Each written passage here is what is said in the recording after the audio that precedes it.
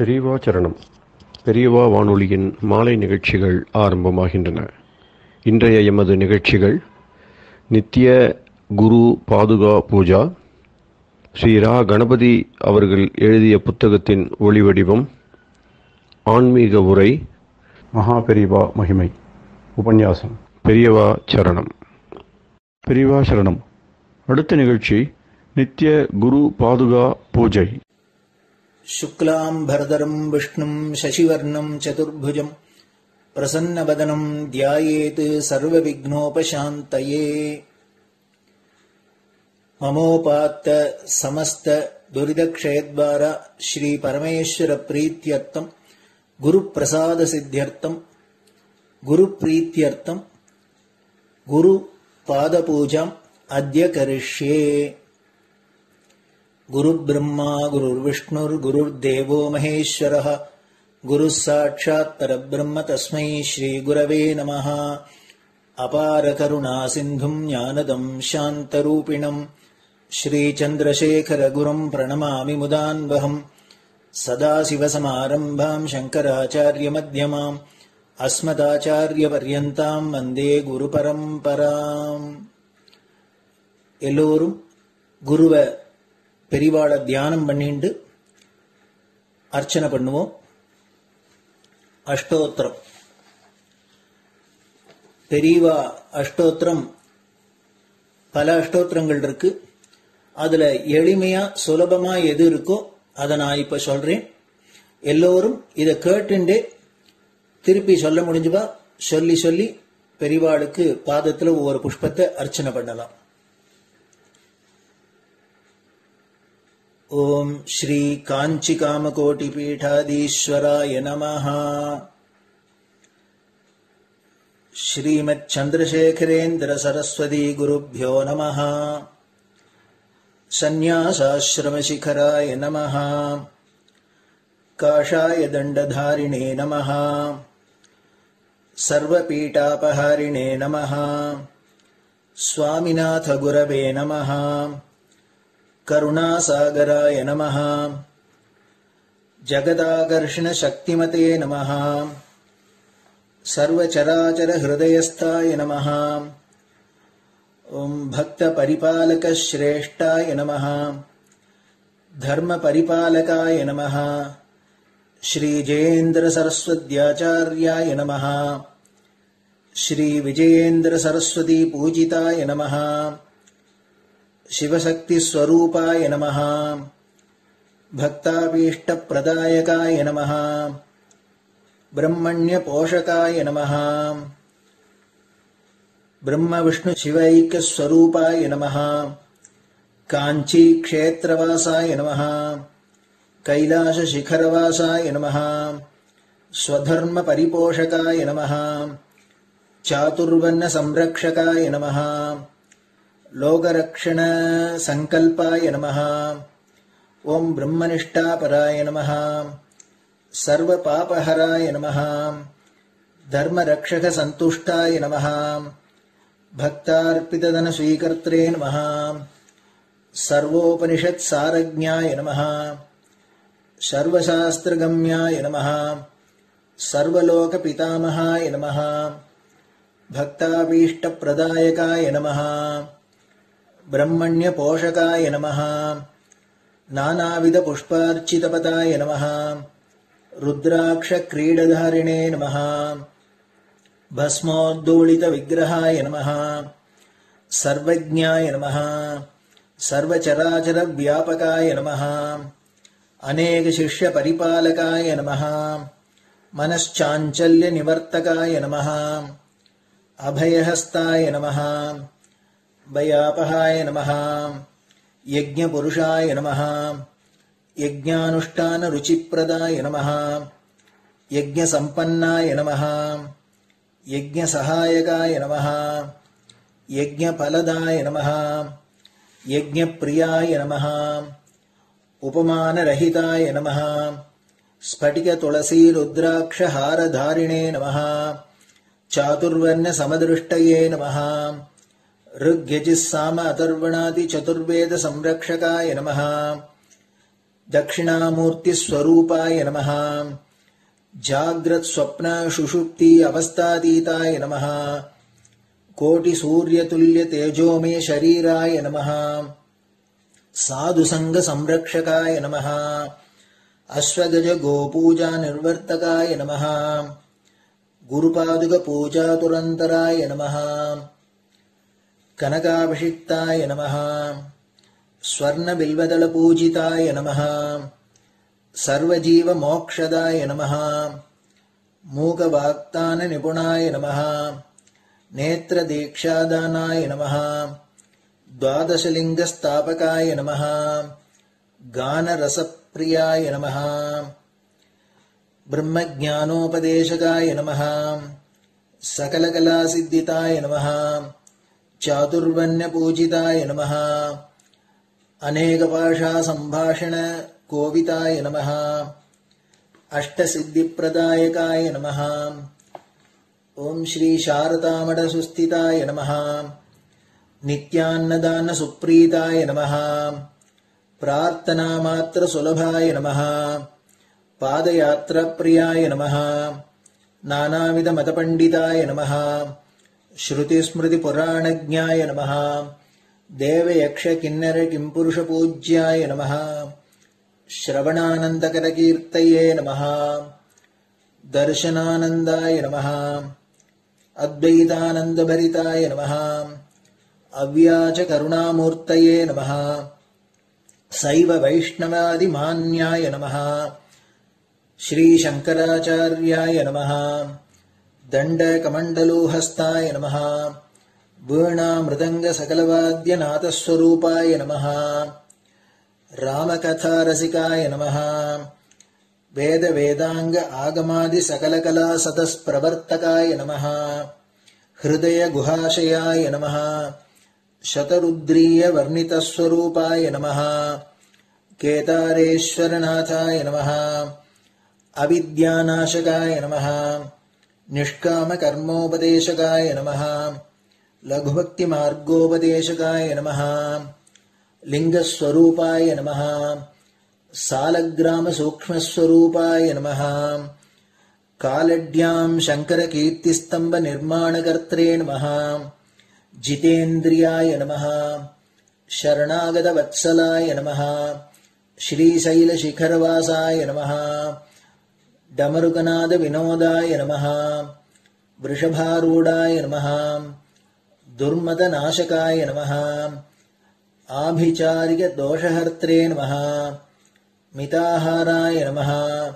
मृत्युविमोचक शक्त्याय नमः श्रीचक्रार्चन तत्पराय नमः दासानुग्रह कारकाय नमः अनुराधा नक्षत्र जाताय नमः सर्वलोकक्यादशीलाय नमः वेंकटेश्वर चरण पद्म षट्पदाय नमः श्री महात्रिपुर सुंदरी समेत श्री चंद्रमौलीश्वर पूजा प्रियाय नमः श्रीमच्चंद्रशेखरेन्द्र सरस्वती सद्गुरु परब्रह्मणे नमः गुरुभ्यो नमः परमगुरुभ्यो नमः परमेष्टिगुरुभ्यो नमः परात्परगुरुभ्यो नमः गुरुपरंपराभ्यां नमः गुरुपादुकाभ्यां नमो नमः அடுத்தது ஊதுபத்தி இருந்தா அதை காமிச்சு தூபம் நெய் தீபம் இருந்தா காமிச்சு அதை நெய் தீபம் தீபம் காமிச்சுட்டு நெய்வேத்தியம் வெத்தலைப்பாக்கு பழம் இதுலேருந்து ஆரம்பிச்சு அவளுக்கு எது சௌரியமோ அதுபடி நைவேத்தியம் பண்ணலாம்.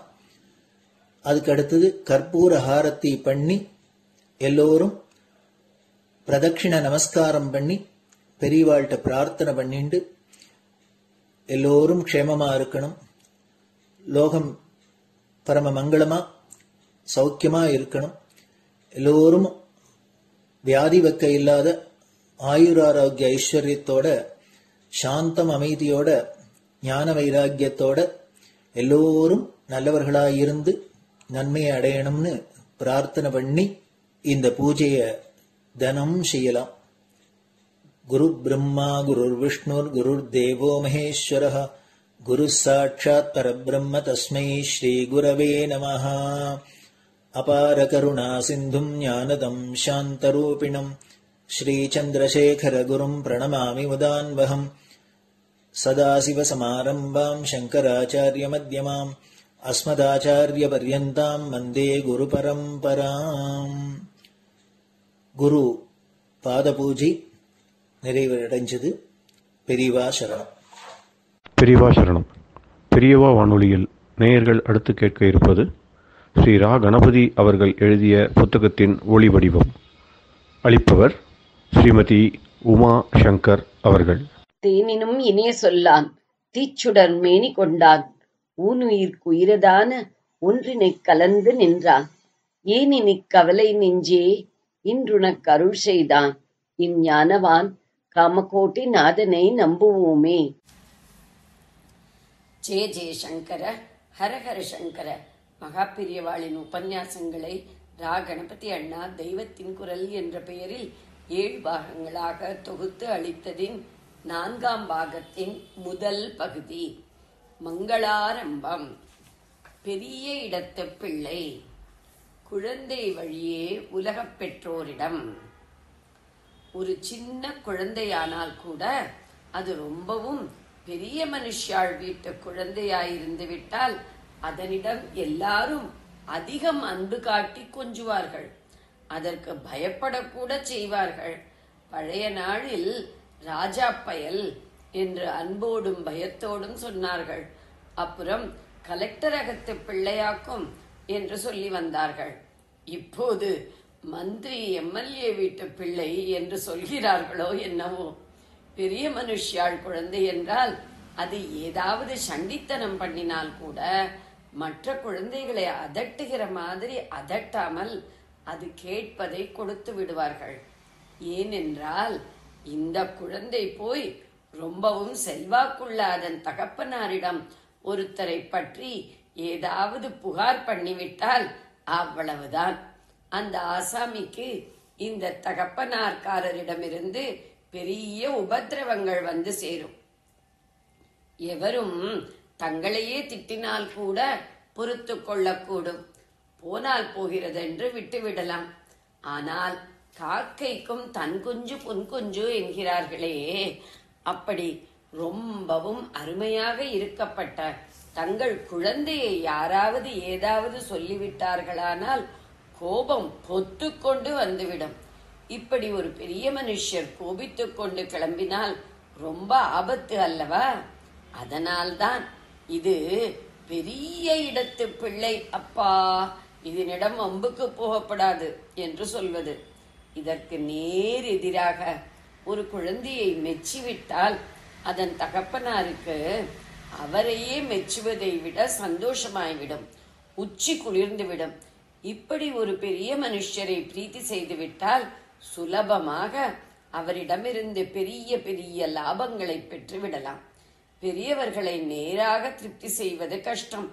குழந்தைகளையோ ரொம்பவும் எளிதில் திருப்திப்படுத்தி விடலாம். ஒரு சின்ன சொப்பையோ சாக்லேட்டையோ காட்டிவிட்டால் போதும்.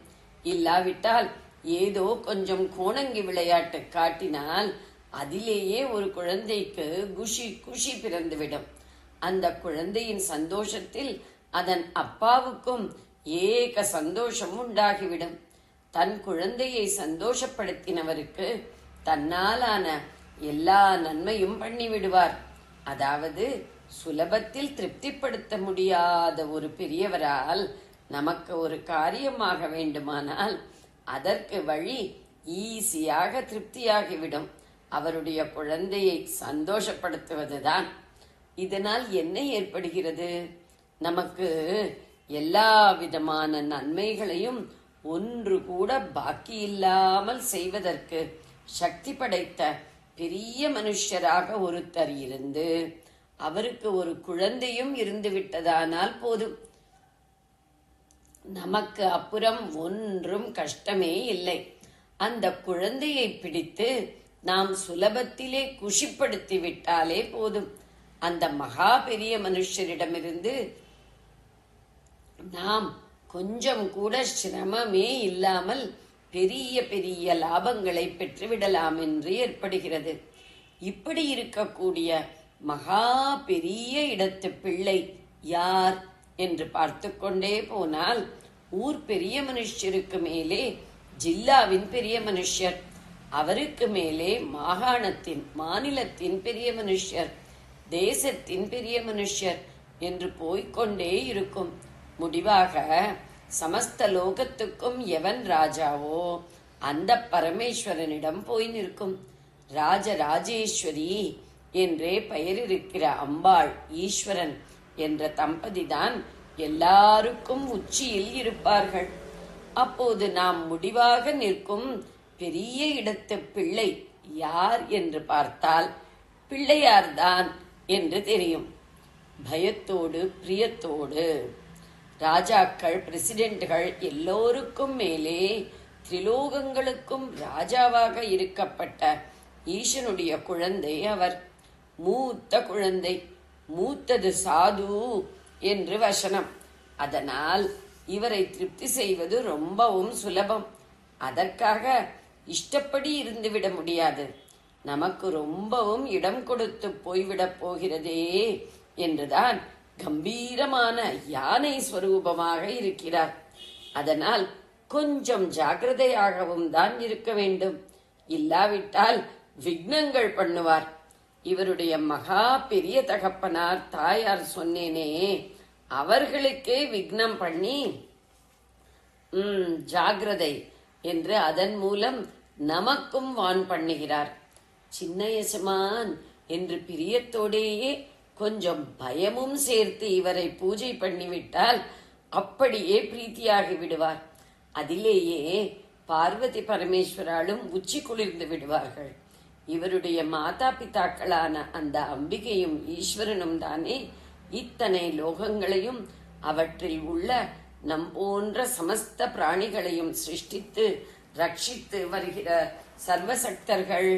அவர்களுடைய அனுகிரகத்தை பெற்றுவிட்டால் நாம் இகம் பரம் இரண்டிலும் எந்த நன்மையும் பெற்றுவிடலாம். ஆனால் நேராக அவர்களையே பூஜை பண்ணி அனுகிரகத்தை பெறுவது அவ்வளவு சுலபம் இல்லை. சிவ பூஜை, அம்பாள் பூஜை ஆகியவற்றுக்கு அநேக நியமங்கள் உண்டு. அதையெல்லாம் நாம் கிரமமாக அனுசரிப்பது சிரமம். ஆசுதோஷி, க்ஷிப்ரபிரசாதினி என்றெல்லாம் எளிதில் திருப்தியாகி அனுகிரகிக்கிறவர்கள் என்று அர்த்தம் கொடுக்கும் பெயர்கள் அவர்களுக்கு இருக்கிறது. என்றாலும் சிவன் கோயில், அம்பாள் கோயில் என்று போனால் இங்கேதான் நிற்கணும், இங்கேதான் நமஸ்காரம் பண்ணணும், இன்ன புஷ்பம், இன்ன நெய்வேத்தியம் தான் அர்ப்பணம் பண்ணணும் என்றெல்லாம் எத்தனை கட்டுப்பாடு இருக்கிறது. ஸ்ரீசக்கர பூஜையில் கொஞ்சம் தப்பு ஏற்பட்டு விட்டால் கூட என்னென்னவோ கெடுதல் ஏற்பட்டு விடுகிறது என்கிறார்கள். சிவசொத்து, குலநாசம் என்கிற மாதிரி வசனங்களை கேட்டாலே பயமாயிருக்கிறது. எளிதில் கிடைப்பவர் இப்படியெல்லாம் பயமாக கஷ்டமாக இருப்பவைகளை எளிதாக ஆக்கி தருவதற்குத்தான் நமக்கு பிள்ளையார் இருக்கவே இருக்கிறார். எங்கே பார்த்தாலும் படர்ந்து கிடக்கும் அருகம்புல்லை பீத்து அவர் மேலே போட்டுவிட்டால் போதும், அதிலேயே திருப்தியாகி விடுவார். மனுஷர்கள் எவரும் வைத்துக் கொள்ளாத பூ, அதனால் கடையில் விலைக்கு வராத பூ, செடியிலே எதேஷ்டமாக பூத்து கிடக்கிற அந்த எருக்கம்பூவில் 4 கை காசுக்கு செலவில்லாமல் பறித்து வந்து பிள்ளையார் பாதத்தில் போட்டுவிட்டால் அப்படியே பரம சந்தோஷம் அடைந்து விடுவார். ஏதோ பிறப்பம்பழமோ கொய்யாப்பழமோ பரம ஏழைக்கு கூட கிடைக்கக்கூடியது, அதை கண்ணில் காட்டினால் குளிர்ந்து போய்விடுவார். இன்னும் கொஞ்சம் நமக்கு வசதி இருந்தால் ஒரு தேங்காய் அர்ப்பணம் பண்ணலாம். அதை கூட மந்திரம் கிந்திரம் சொல்லி நைவேத்தியம் என்று பண்ண வேண்டும் என்பதில்லை. சிதறுகாய் என்று அவருக்கு முன்னால் போட்டு உடைத்தாலே போதும். அந்த துண்டத்தை 4 ஏழை குழந்தைகள் பொறுக்கி தின்றுவிட்டால் அந்த குழந்தைகளின் சந்தோஷத்திலேயே சாக்ஷாத் ஈசனின் மூத்த குழந்தையும் பரமானந்தம் அடைந்துவிடும். இதை விடவும் சௌகரியம் இருந்தால் இந்த குழந்தைக்கு சாக்லேட்டுக்கு பதில் மோதகம் நிவேதனம் செய்யலாம். இதையும் அவர் கண்ணில் காட்டிவிட்டு மற்ற குழந்தைகளுக்கு தந்து நாமும் சாப்பிட்டே அவரை சந்தோஷப்படுத்தி விடலாம். மோதகம் என்றால் ஆனந்தம் என்று அர்த்தம். பொங்கும் ஆனந்தமே உருவான ஆனைக்குட்டியாக அவர் இருப்பதால் அவரை புதிதாக நாம் சந்தோஷப்படுத்துவது என்பது கூட இல்லை. அவரிடம் போய் நின்று விட்டாலே போதும், பிரீத்தியடைந்து விடுவார். நாமும் அவர் பிரீத்தியை சம்பாதித்துக் கொண்டு விடலாம். தத்வாரா, அதன் வழியே ஈஸ்வரன், அம்பாள் ஆகியோரின் பிரீத்தியையும் பெற்றுவிடலாம். அவரிடம் போய் நிற்பதிலும் கஷ்டமில்லை. அவர் கோயிலுக்கு என்று நாம் சிரமப்பட்டு கொண்டு எங்கேயோ அலைந்து திரிந்து கொண்டு போகணும் என்பதே இல்லை. எந்த சந்து பொந்து பக்கமாக, ஆற்றங்கரை குளத்தங்கரை பக்கமாக, அரசமர பக்கமாக நாம் போனாலும் அரை மைலுக்குள் 4 பிள்ளையார் கோவிலாவது கண்ணில் பட்டுவிடும். கொடிக்கம்பத்துக்கு அந்தண்டை நமஸ்காரம், கர்ப்ப கிரகத்துக்குள்ளே போகப்படாது, நந்திக்கு குறுக்காலே போகப்படாது. இந்த மாதிரி கட்டுப்பாட்டுக்கெல்லாம் இடமில்லை.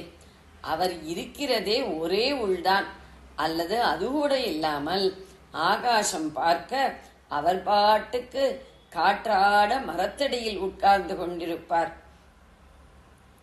தீண்டாதாரா, இதர மதஸ்தர்களா, பார்க்கலாமா கூடாதா என்ற கேள்விக்கெல்லாம் இடமில்லாமல் சகல ஜனங்களின் கண்ணிலும் படும்படி உட்கார்ந்திருப்பார். ஜெய ஜெய சங்கர, ஹரஹர சங்கர. பெரியவா சரணம். இந்நிகழ்ச்சியின் அடுத்த பகுதி நாளை மாலை இதே நேரத்தில் ஒளிபரப்பாகும். பெரியவா சரணம். பெரியவா சரணம். பெரியவா வானொலியில் நேயர்கள் அடுத்து கேட்க இருப்பது திரு கவிக்கண்ணன் அவர்களின் ஆன்மீக உரை. பெரியவா சரணம். ராம் ராம். ஸ்ரீ குருப்யோ நமஹ. ஜெய ஜெய சங்கர, ஹர ஹர சங்கர. பெரியவா வானொலி நேயர்கள் அனைவருக்கும், மகா பெரியவாவுடைய பக்தர்கள் அனைவருக்கும் அடியேன் கவிக்கண்ணனின் அன்பு கலந்த நல்வாழ்த்துக்கள். இந்த பாடல அந்த முருகனை கூப்பிட்டாரையும் அந்த முருகன் அருள் பண்ணிட்டான். அந்த அருள் எப்படி பண்ணினான்றத அடுத்த 2 பாடல்களை சொல்லப்படும். அந்த அருள்னால என்ன கிடைச்சது, அவர் எப்பேற்பட்ட நிலைக்கு போனார் அப்படிங்கறத இந்த பாடல்ல குறிப்பாக உணர்த்தணும். அந்த குறிப்பாக உணர்த்தி நம்ம சூச்சகமா அதை புரிஞ்சுக்கணும். அது புரிஞ்சுட்டாங்க நமக்கும் அவருக்கு என்ன கிடைச்சோ அது தனக்கு கிடைக்க யான் பெற்ற இன்பம் பையம் தெரியாத மாதிரி அது எல்லாத்தையும் நேரம் வச்சிட மாட்டா. பெரியவாள்லாம் எத்தனை போன உடனே எல்லாம் கிடைச்சிருந்தா நமக்கு அந்த சிரமம் இல்லாத கிடைச்ச உடனே அந்த அருமை தெரியாததுனால அவ கொஞ்சம் மறைச்சுதான் வச்சிருப்பான். இது கொஞ்சம் யோசனை பண்ணி அது உள்ள ஆழ்ந்து பூந்து பார்த்தா தான் தெரியும்னால மறைச்சு மறைமுகமா தான் இருப்பா. அது சொல்லும்போது குறியை குறியாது குறித்து அறியும் நெறியை தனி வேலை நிகழ்த்திடலும் செறிவற்று உலகோடு உரை சிந்தையும் அற்று அறிவற்று அறியாமையும் அற்றதுவே. இந்த பாடம் கொஞ்சம் ரொம்ப இலக்கணமான தமிழை யூஸ் பண்ணி வேண்டியிருக்காரு. ஆனா ஒரு பதவரமா பிரிச்சு பார்க்கும்போது ஒண்ணுமே இல்லை, ரொம்ப ஈஸியா புரியுற மாதிரியே இந்த பாடல் அமைஞ்சிருக்கு. இந்த புரிஞ்சுட்டா ரொம்ப சுலபம், புரியாத வரைக்கும் கஷ்டம். குறியை குறியாது குறித்து அறியும் நெறியை தனி வேலை நிகழ்த்திடலும் செறிவு அற்று உலகோடு உரை சிந்தையும் அற்று அறிவு அற்று அறியாமையும் அற்றவே. அந்த முருகனுடைய அருள் குறிப்பாக கிடைச்ச உடனேயே இவரை விட்டு சிலதெல்லாம் போயிடுச்சு, எதெல்லாம் வேண்டாமோ அதெல்லாம் போயிடுச்சுங்கிறார். எப்படி போச்சுன்னு பார்க்கணும். தனி வேலைன்னு, தனி வேல் ஐ, தனி வேல்னா ஒப்பற்ற வேலா, ரொம்ப தனித்த மனுஷன் சார் அப்படின்னா தனித்தனி முக்கணி பிழந்துன்னா அது தனித்து நிற்கிறது ஒரு யூனிக்கா இருக்குன்னு அர்த்தம். இங்க தனி வேல்னா சிறப்பான வேல், யாருக்கிட்டையுமே இல்லாத ஒரு வேல், அதுக்கு ஓமாயோ ஒப்போ சொல்ல முடியாத ஒரு வேல், சிறந்த ஒரு வேல். அதை தாங்கி ஐன்னு இங்க தலைவன் அர்த்தம். வேல் ஐன்னு வேலைன்னு எடுத்துக்கூடாது, இந்த வேலை தாங்கி ஐன்னு இறைவன். இப்ப சாதாரண இங்கிலீஷ்ல ஐன்னா நான், இங்க ஐன்னா அவன், இந்த ஐக்கு அவன் தான், நாம கிடையாது. ஏன்னா இந்த ஐ அதோட கலந்துடுத்து, அதனால ஐயா, அதனால கூப்பிடும்போது ஐயா கூப்பிடும்போது ஐயான்னு கூப்பிடுறோம் இல்லையா. அந்த முருகையா முருகையா வேலையா கந்தையான்னு சொல்ற மாதிரி இந்த இடத்துல ஐயாங்கிறது ஐன்னு சுருக்கிருக்கா. தனி வேல் ஐன்னு ஒப்பற்ற வேலாயுதத்துக்கு இறைவனாக இருக்கக்கூடிய முருகன் குறியை குறியாது குறித்தன. குறியின ஒரு லட்சியம், எதையோ குறித்துன்னு சொல்லுவோம், ஒரு குறிக்கோள் இருக்கணும் லைஃப்ல. என்ன இருந்தாலும் சார் சும்மா மிருகங்கள் மாதிரி இருக்கக்கூடாது சார் அப்படிங்கிறோம்.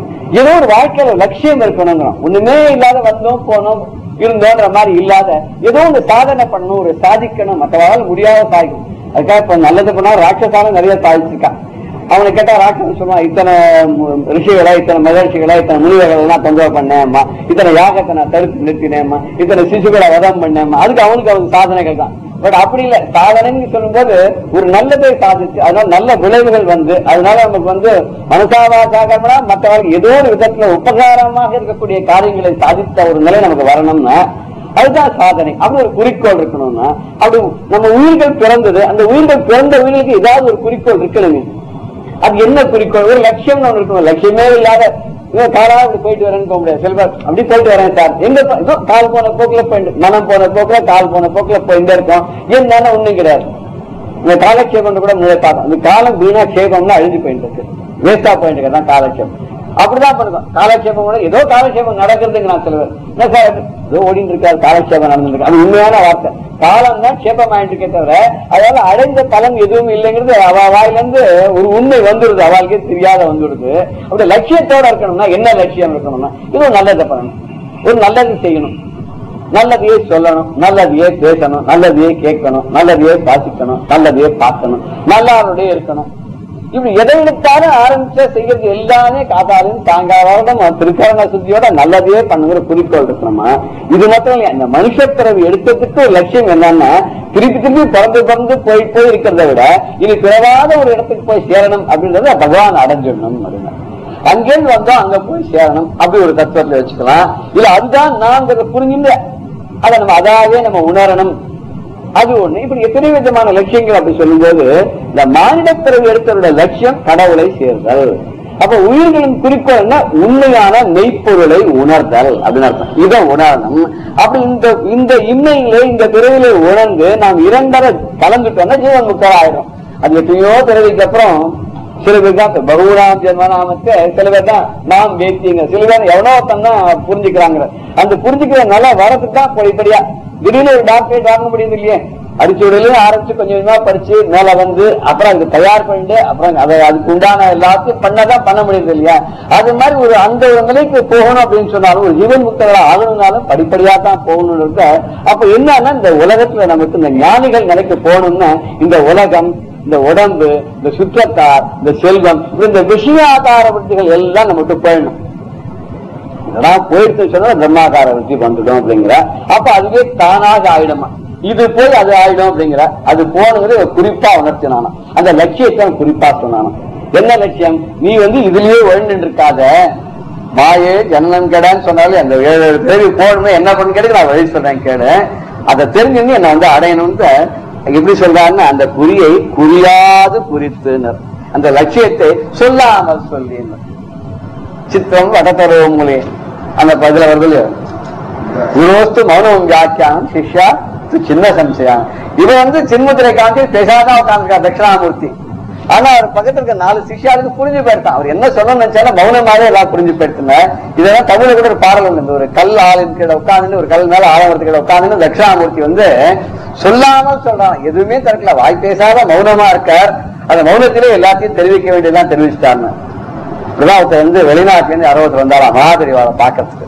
அன்னைக்கே பெரியவா மௌனம், மௌனம்னா சுத்த மௌனம், காட்ட மௌனம். காட்ட மௌனம் கட்ட மாதிரி இருப்பாங்க. கட்டை எப்படி அண்ணன் திரும்பி பார்க்காத நகராத ஒண்ணு மணந்தாரு கண்ணு கூட என்னைக்காத அப்படி ஒரு தப்பாஸ். வந்தவர் பார்த்தா அடடா நான் இங்கிருந்து இவ்வளவு வந்துட்டேனே, இன்னைக்கு சாயங்காலம் நான் கிளம்பி போய் வேற ஆகணுமே, எப்படி பெரியவாக என்ன பண்ணுதுன்னு. சரி எனக்கு ஒரே ஒரு பர்மிஷன் கொடுங்க, முன்னாடி நான் உட்கார்ந்துருக்கேன் அப்படின்னு. அதுக்கு பெரியவாளை போய் பர்மிஷன் எல்லாம் கேட்க முடியாது. அவர் அதுவும் ஒண்ணும் பதிலா சொல்ல மாட்டார். போய் சரின்னு வெளிநாட்டுல வந்திருக்காரு, இவ்வளவு பக்தியோட வந்திருக்காரு, சரி உட்கார வச்சுட்டான். 1 மணி நேரமோ 2 மணி நேரமோ அவர் எதிரியே உட்கார்ந்துதான், பார்த்துன்னு இப்படியே உட்கார்ந்துதான். இவரும் மௌனமா இருக்கார், அவரும் மௌனமா இருக்கார். இழந்தாராம். ஏன்னு புரிஞ்சு வச்சிருந்தாராம். அவன் என்ன சொல்லணும்னு நினைக்காத எனக்கு புரிஞ்சு போயிருக்கு, நான் கிளம்புறேன், அப்புறமா நான் வந்தேன்னு சொல்லுங்க. என்ன புரிஞ்சுது அப்படின்னா, புரிஞ்சது எப்படி சொல்ல முடியும்? கண்டவர் விண்டலர், விண்டவர் கண்டலர்னா என்ன புரிஞ்சது எப்படி சொல்ல முடியும்? அதை அனுபவிக்கத்தான் முடியும். இது மௌனம் வியாக்கியானம். சும்மா இரு சொல்லற. மௌனம் வியாக்கியானத்துக்கு என்ன அர்த்தமான சும்மா இரு சொல்லற, இந்த பேச்சை விட்டுடுவேன். சும்மா இரு சொல்லற எந்தளமே அம்மா பொருள் என்றும் அறிந்தலன்னு முன்னாடி நம்ம பார்த்தோம் இல்லையா. சும்மா மௌனமாக இருந்தார். மௌனமா இருக்கும் போது அது ஒரு பெரிய தபஸ். யார் வம்புக்கு நம்ம போறதில்ல. சிந்தனை வெளி விவகாரங்கள் இருந்து எடுத்துடுறோம். மனசு வந்து அது மேல லயிச்சோட பரபிரமத்துல அது மேல போறதுக்கு வழி. இதுவே வந்து பார்த்தா எல்லாத்திலிருந்து விடுபடுன்னு அர்த்தம். எல்லாத்திலிருந்து நீ ஒதுங்கிக்கோ, உன்னை ஒடுக்கி கொண்டு மற்ற விவகாரங்கள்ல இருந்து ஒண்ணு இல்லாத சும்மா, அதான் மௌனம், அதான் காமிச்சான். இவனும் என்ன பண்ணான்னா குறியை குறியாது குறித்துனர். இது என்ன சொல்ல வர அப்படிங்கறத சொல்லாமல் சொன்னாங்க. இது சொல்லாமல் சொல்லி என்ன பண்ணான்னா அது அறியும் வழியையும் காமிச்சு கொடுத்தானா. அவன் எப்படி உபதேசம் பண்ணா அப்படிங்கிற பேசவே இல்லை, மௌனம் பார்த்துட்டே இருந்தான். அவன் பார்த்த பார்வையே இந்த கருணா கட்டாட்சத்தினாலே எல்லாம் புரிஞ்சு போயிடுச்சு.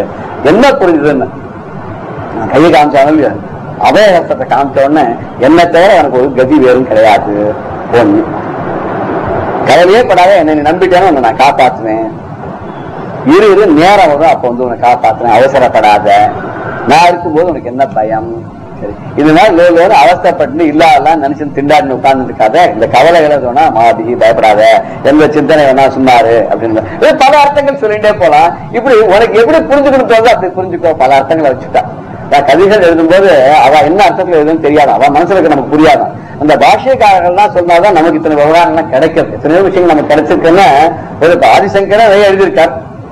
சூத்திர பாஷ்யங்கள்லாம் ஆதிசங்கர் எழுதின பிறகு நமக்கு விஷயங்கள்லாம் புரியுது. அதான் மற்றவனும் நிறைய சித்தாந்தங்கள் எழுதிருக்கா. ஆதிசங்கருடைய பாஷ்யத்துக்கு அப்புறம் பின்னாடி வந்தவெல்லாம் நிறைய பேர் வழக்கமா எழுதியிருக்கா. அப்பதான் அதுவே புரியுது. இன்னும் சொல்ல போனா ஆதிசங்கருடைய பாஷ்யத்துக்கு விரிவுரை எழுதினவா இருக்காரு, அவாடைய பாஷ்யத்துக்கு விரிவுரை யாராவது எழுதினாலும் நம்ம சாஸ்திரம் மாதிரி யாராவது சொன்னாதான் நமக்கே புரியுது. இல்ல நம்ம சார் மாதிரி யாராவது வழக்கமா சொல்லணும்னு அவ நம்ம லெவலுக்கு இறங்கி வந்து நமக்கு புரியறாப்புல அதை பண்ணி சொல்றதுனால தான் நமக்கு புரியுது. சோ இப்படி புரிய வைக்கிற அளவுக்கு முருகன் வந்து கை காமிச்சு புரிய வச்சான். எப்படி புரிய வச்சானா உபதேசம் பண்ணா, மௌனமாவே உபதேசம் பண்ணா. அப்படி உபதேசம் பண்ணோன்னு என்ன ஆச்சு அப்படின்னு செறிவு அற்று. செறிவு அற்றுன்னு சொன்னா இந்த முன்மரங்களும் போச்சு. செறிவுனா மரங்கள், கல்மஷங்கள் அர்த்தம். மாயாமலம், ஆணவமலம் எல்லாம் சொல்லும்போது 3 விதமான மனங்கள் இதெல்லாம் போயிடுச்சு. இந்த மனங்கள் போச்சு அப்படின்னு சொன்னோன்னு என்ன ஆச்சுன்னா உலகோடு உரை சிந்தை அற்று. உலகோடு இந்த உலகத்தோடு உரை, அதோட உரைன்னா தொடர்பு அர்த்தம். உலகத்தோடு உரை, உரைதல்னா தொடர்பு, அதில் இருக்கிறான்னு அர்த்தம். அறுபடை வீட்டில் உரைபவனே அப்படின்னு கேட்கிறான். உரைபவனா அங்க உரைந்து இருப்பவன். ஏன்னா உரைந்துன்னா நீங்காது அகலாது இருப்பவன். இப்ப தண்ணி இருக்கு, தண்ணி உறைஞ்சு போச்சுன்னா கெட்டி ஐஸாகி அந்த இடத்துலயே சொல்லி அங்க நகர மாட்டேங்குது. அது மாதிரி உரைகிறான் அப்படின்னு சொன்னா வெறுமை இருக்கல, இருக்கிறான்னா போறதுக்கு சான்ஸ் இருக்கு. உரைகிறான்னா போக மாட்டான், அங்கேயே உறைஞ்சு நின்றுட்டான், பதிஞ்சு போயிட்டான் அர்த்தம். ஒரு உலகத்தோடு நம்முடைய பிரபந்தத்தோடு நம்ம சேர்த்து ஒட்டிருக்கூடிய தொடர்பு அது உரைன்னு அர்த்தம். உலகோடு உரைன்னு அர்த்தம். உலகத்தோடு ஒன்றிய உலகத்தாரோடு இணைந்து வாழ வேண்டும் ஆசா பாசங்கள் இருக்கு. இதுவும் சிந்தையும் மற்றும் நினைவு. நினைவுன்னு பகவானவே மிச்சம் எல்லாத்தையும் இருக்கக்கூடிய நினைவு இந்த 2 அகன்று போச்சுன்னா இன்னொரு விதமாக சொல்லலாம். உலகோடு உரை சிந்தை. உலகோடு உலகத்தோடு உரைன்னு முதல்ல பிரபஞ்சத்து மேல ஆசை, உலகத்தோட ஆசை. அப்புறம் உரை அப்படின்னு சொன்னா பேச்சுன்னு அர்த்தம். உரைக்கிறான் சின்னரா, பெரியராக சின்னரா, ரகார ரகார அபேதம் அப்படி பெரியராக சின்னரா வந்துடுச்சு அப்படின்னு சொல்லிக்கலாம். அப்படி எடுத்துட்டேன்னு சொன்னாக்க பேச்சு, பேச்சும் அகன்றதுன்னு மௌனம் வந்துடுச்சு. அது மாத்திரம் இல்ல, மற்ற எல்லாத்துமே இந்த ஆசை எண்ணங்கள் நம்மளோட போயிடுச்சு, இந்த சிந்தையும் போயிடுச்சு. இப்படி எல்லாம் அகன்று அறிவு அற்றுன்னு இந்த பிரபஞ்ச விவகாரங்கள் இருந்தக்கூடிய அறிவானது அற்று போச்சுன்னு. அறிவுன்னு ஞானம் சொல்றோம். இது வந்து ஞானம் தான், ஆனா நெய் ஞானம் இல்லை. மெய் ஞானம் உண்மையான ஞானம். இது என்ன ஞானம்? இது வேண்டாத ஒரு ஞானம். இந்த வேண்டாத அஜ்ஞானம் இருக்கே, இந்த அஜ்ஞானமும் போயிடுச்சு. அஜ்ஞானம்னா அது தேவையில்லாத ஒரு ஞானம். ஞானம்னு அறிவு. எதை தெரிஞ்சுக்கணுமோ அதை தெரிஞ்சுக்கல, எது வேண்டாமோ அதை தெரிஞ்சுட்டு அதுதான் சாஸ்வதம் நிறைநிச்சு, அது மேலேயே நிலைச்சு போயிட்டவங்க இது எல்லாம் போயிடுச்சுன்னு. இது போனதோடு இல்லாம அறியாமையும் போயிடுச்சுன்னு. அஜ்ஞானம்னாலும் வந்து அறியாமைன்னு சொல்லலாம். இது வந்து விவகாரங்களுக்கு ஆசையோட அஜ்ஞானம் போயிடுச்சுன்னு. அஜ்ஞானம் போயிடுச்சுன்னா அறியாமையும் அற்றதுன்னு. அஜ்ஞானம்ன்றதுக்கு வந்து இங்க அறிவு அற்றதுன்னு சொல்லிட்டார் அவர். ஞானம் இல்லாத அஜ்ஞானம். ஞானத்துக்கு மாறுபாடாவது மெய்ஞானத்துக்கு மாறுபாடுதான் நம்ம வந்து அஜ்ஞானம் சொல்றோம். இது அஜ்ஞானம் ஞானம் இல்லாதுன்னு அறிவு இல்லாத நிலை அதுவும் போயிடுச்சு. அவித்தையும் போயிடுச்சு அப்படின்னு எல்லாமே தன்னை விட்டு போயிடுச்சு. இது எப்படி குறிப்பாக கை காமிச்சு அறிஞ்சினார். இதேதான் வந்து நின் குறிப்பு அறிந்து மறித்தேன் மரளி வருகின்ற நேர்வழியினர் அதிராமதாக. அந்த யமன் வரக்கூடிய வழியை எப்படி அறிந்தாலும் நீ குறிப்பாக காமிச்ச, அந்த குறிப்பை உணர்ந்தேன். பகவான் தெரியவாளா குறிப்பாக தான் உணர்த்துவாளா அப்படி சொல்லும்போது குறிப்பா சொல்லும்போது நம்ம அதுல இருந்து புரிஞ்சுக்கணும். ஏதோ ஒரு காரியம் சொல்லிட்டே இருக்கோம், பெரிய அஸ்து போடுறதுன்னு சொல்லுவா. வேண்டாம் நேரம் சொல்ல மாட்டாளாம். இது கூடாது இதெல்லாம் ஏன் செய்யறேன் அதை சொல்ல மாட்டாளாம். சொல்லாத இதுதான் சரி பாக்கலாமே, எதுக்கு 2 பேரும் கேடேன், இன்னும் 2-3 பேர் கேட்டுட்டு பாக்கலாமே அப்படின்னு சொன்னா இவருக்கு அபிப்பிராயம் இல்லைன்னு அர்த்தம். இதை நேராக வந்து நீ இதை பண்ணாதே நடக்காதுன்னு சொல்லுவாங்க. சில பேர் தான் சொல்லுவாங்க இதுவா சார் இது தேராதுன்னு. சில பேர் நல்லா கிளம்பிடுவோம் நல்ல காரியத்துக்கு பண்ணிட்டு போது ஓ அங்கயா அவளையா ஐயோ அவன் ஏமாத்துக்கார பேர் சார் அங்கேயா போய் மாட்டிக்கிறான்னு. நிஜமா அவன் ரொம்ப நல்லவனா இருப்பான். இவன் இதே தப்பு பண்ணிருப்பான். அவன் வந்து அவளுக்கு உபகாரம் பண்ணிருக்க மாட்டான். இவன் அவளுக்கு பிராண்ட் பண்ணிடுவான் பொல்லாதவன்னு. நம்ம போச்சு கெடுத்துக்கிடுவான். நம்ம கேட்பார் பேச்சை கேட்டோம்னா அந்த மாதிரி கெட்டுப்படுவோம். இப்ப பெரியவங்க என்ன சொல்லுவா குறிப்பா தான் உணர்த்துவா. கொஞ்சம் யோசனை பண்ணிக்கலாமே இன்னைக்கே அவசரமா ஓ இந்த சமாச்சாரம் தான் அதுக்கு 2 மாசம் இருக்க பாத்துக்கலாமே ஒரு 10-15 நாள் கழிச்சு போட்டுமே அப்படின்னு சொல்ற. ஏன்னா ஒரு ஆர்டர் போட்டா நமக்கு இன்னும் நல்ல பதில் கிடைக்கும்.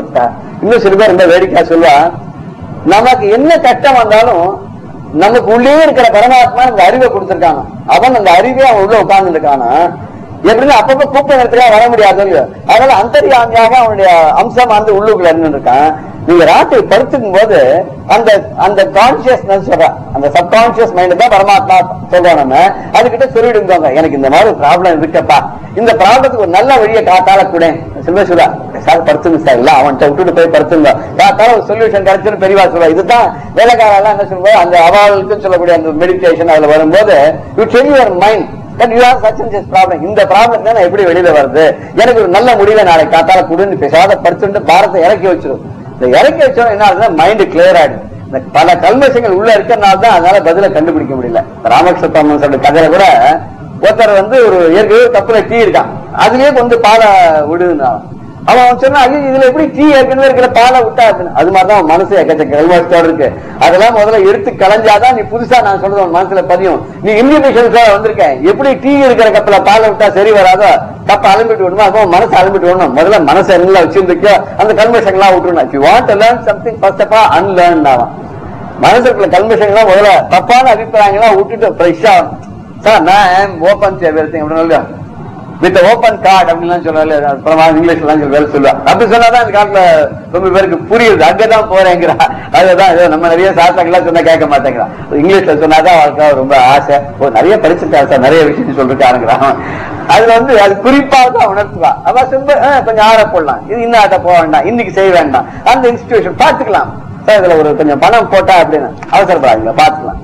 நல்ல ஸ்கீம்ஸ் எல்லாம் வந்து இருக்கு ஏதோ நாளைக்கு பேப்பர்ல நாளைக்கு பாருங்க இது நல்ல இதை விட நல்லதா வராதாங்கிறா. ஏன் இதை விட நல்லதா வராதாங்கிறா இதை போட்டு வீணா போயிடாதா எல்லாத்தையும் எடுத்துட்டு ஓடி போயிடுவான். இது ஜென்மாந்தத்துல அவருக்கு நம்ம பாக்கி மாதிரி இருக்கும். நம்ம போற ரொம்ப அட்ராக்டிவா இருக்கும். கொஞ்ச நாள் மறுபடியும் நிறைய இருந்தது. நீங்க பணத்தை போட 24% கட்டி தரேன்னா அப்புறம் வந்து 1 லட்சம் ரூபாய்க்கு 1 சவரன் நகை தரேன்னா தங்க கட்டியா கொடுக்குறேன்னா அதுக்கு நாங்க லாக்கர் தரோம் அங்கேயே பத்திரமா வச்சுக்கலாம் லாக்கருக்கு காசு கிடையாதுன்னா மொத்தம் எல்லாத்தையும் எடுத்துன்னு போயிட்டான். வட்டி அசல் தங்கம் எல்லாத்தையும் எடுத்து ஒழிய போயிட்டான். இதுல ரொம்ப வெக்கக்கேடு சொல்லப்பாங்க அவன் சொந்தக்காரன் அண்ணன் தம்பி அப்பா அம்மாவை கூட ஏமாத்திட்டு இருக்கா. ஆதிசங்கர இதெல்லாம் சொல்றாரு பகவத்கீதையில பணம் வச்சிருக்க புத்தனை பார்த்து கூட பயப்படுறாங்க. அவங்க கூட ஏமாத்தணும் அப்படி கூட இருக்க முடியுமா நினைச்சது உண்டு. இப்ப ரீசெண்டா சில இன்ஸ்டன்சஸ் எல்லாம் நியூஸ் எல்லாம் பார்க்கும்போது அவர் சொல்லுவ சத்தியம் ஒரு வார்த்தை சத்தியம் இப்படி தெளிவா சூச்சகமா தான் சொல்லுவா.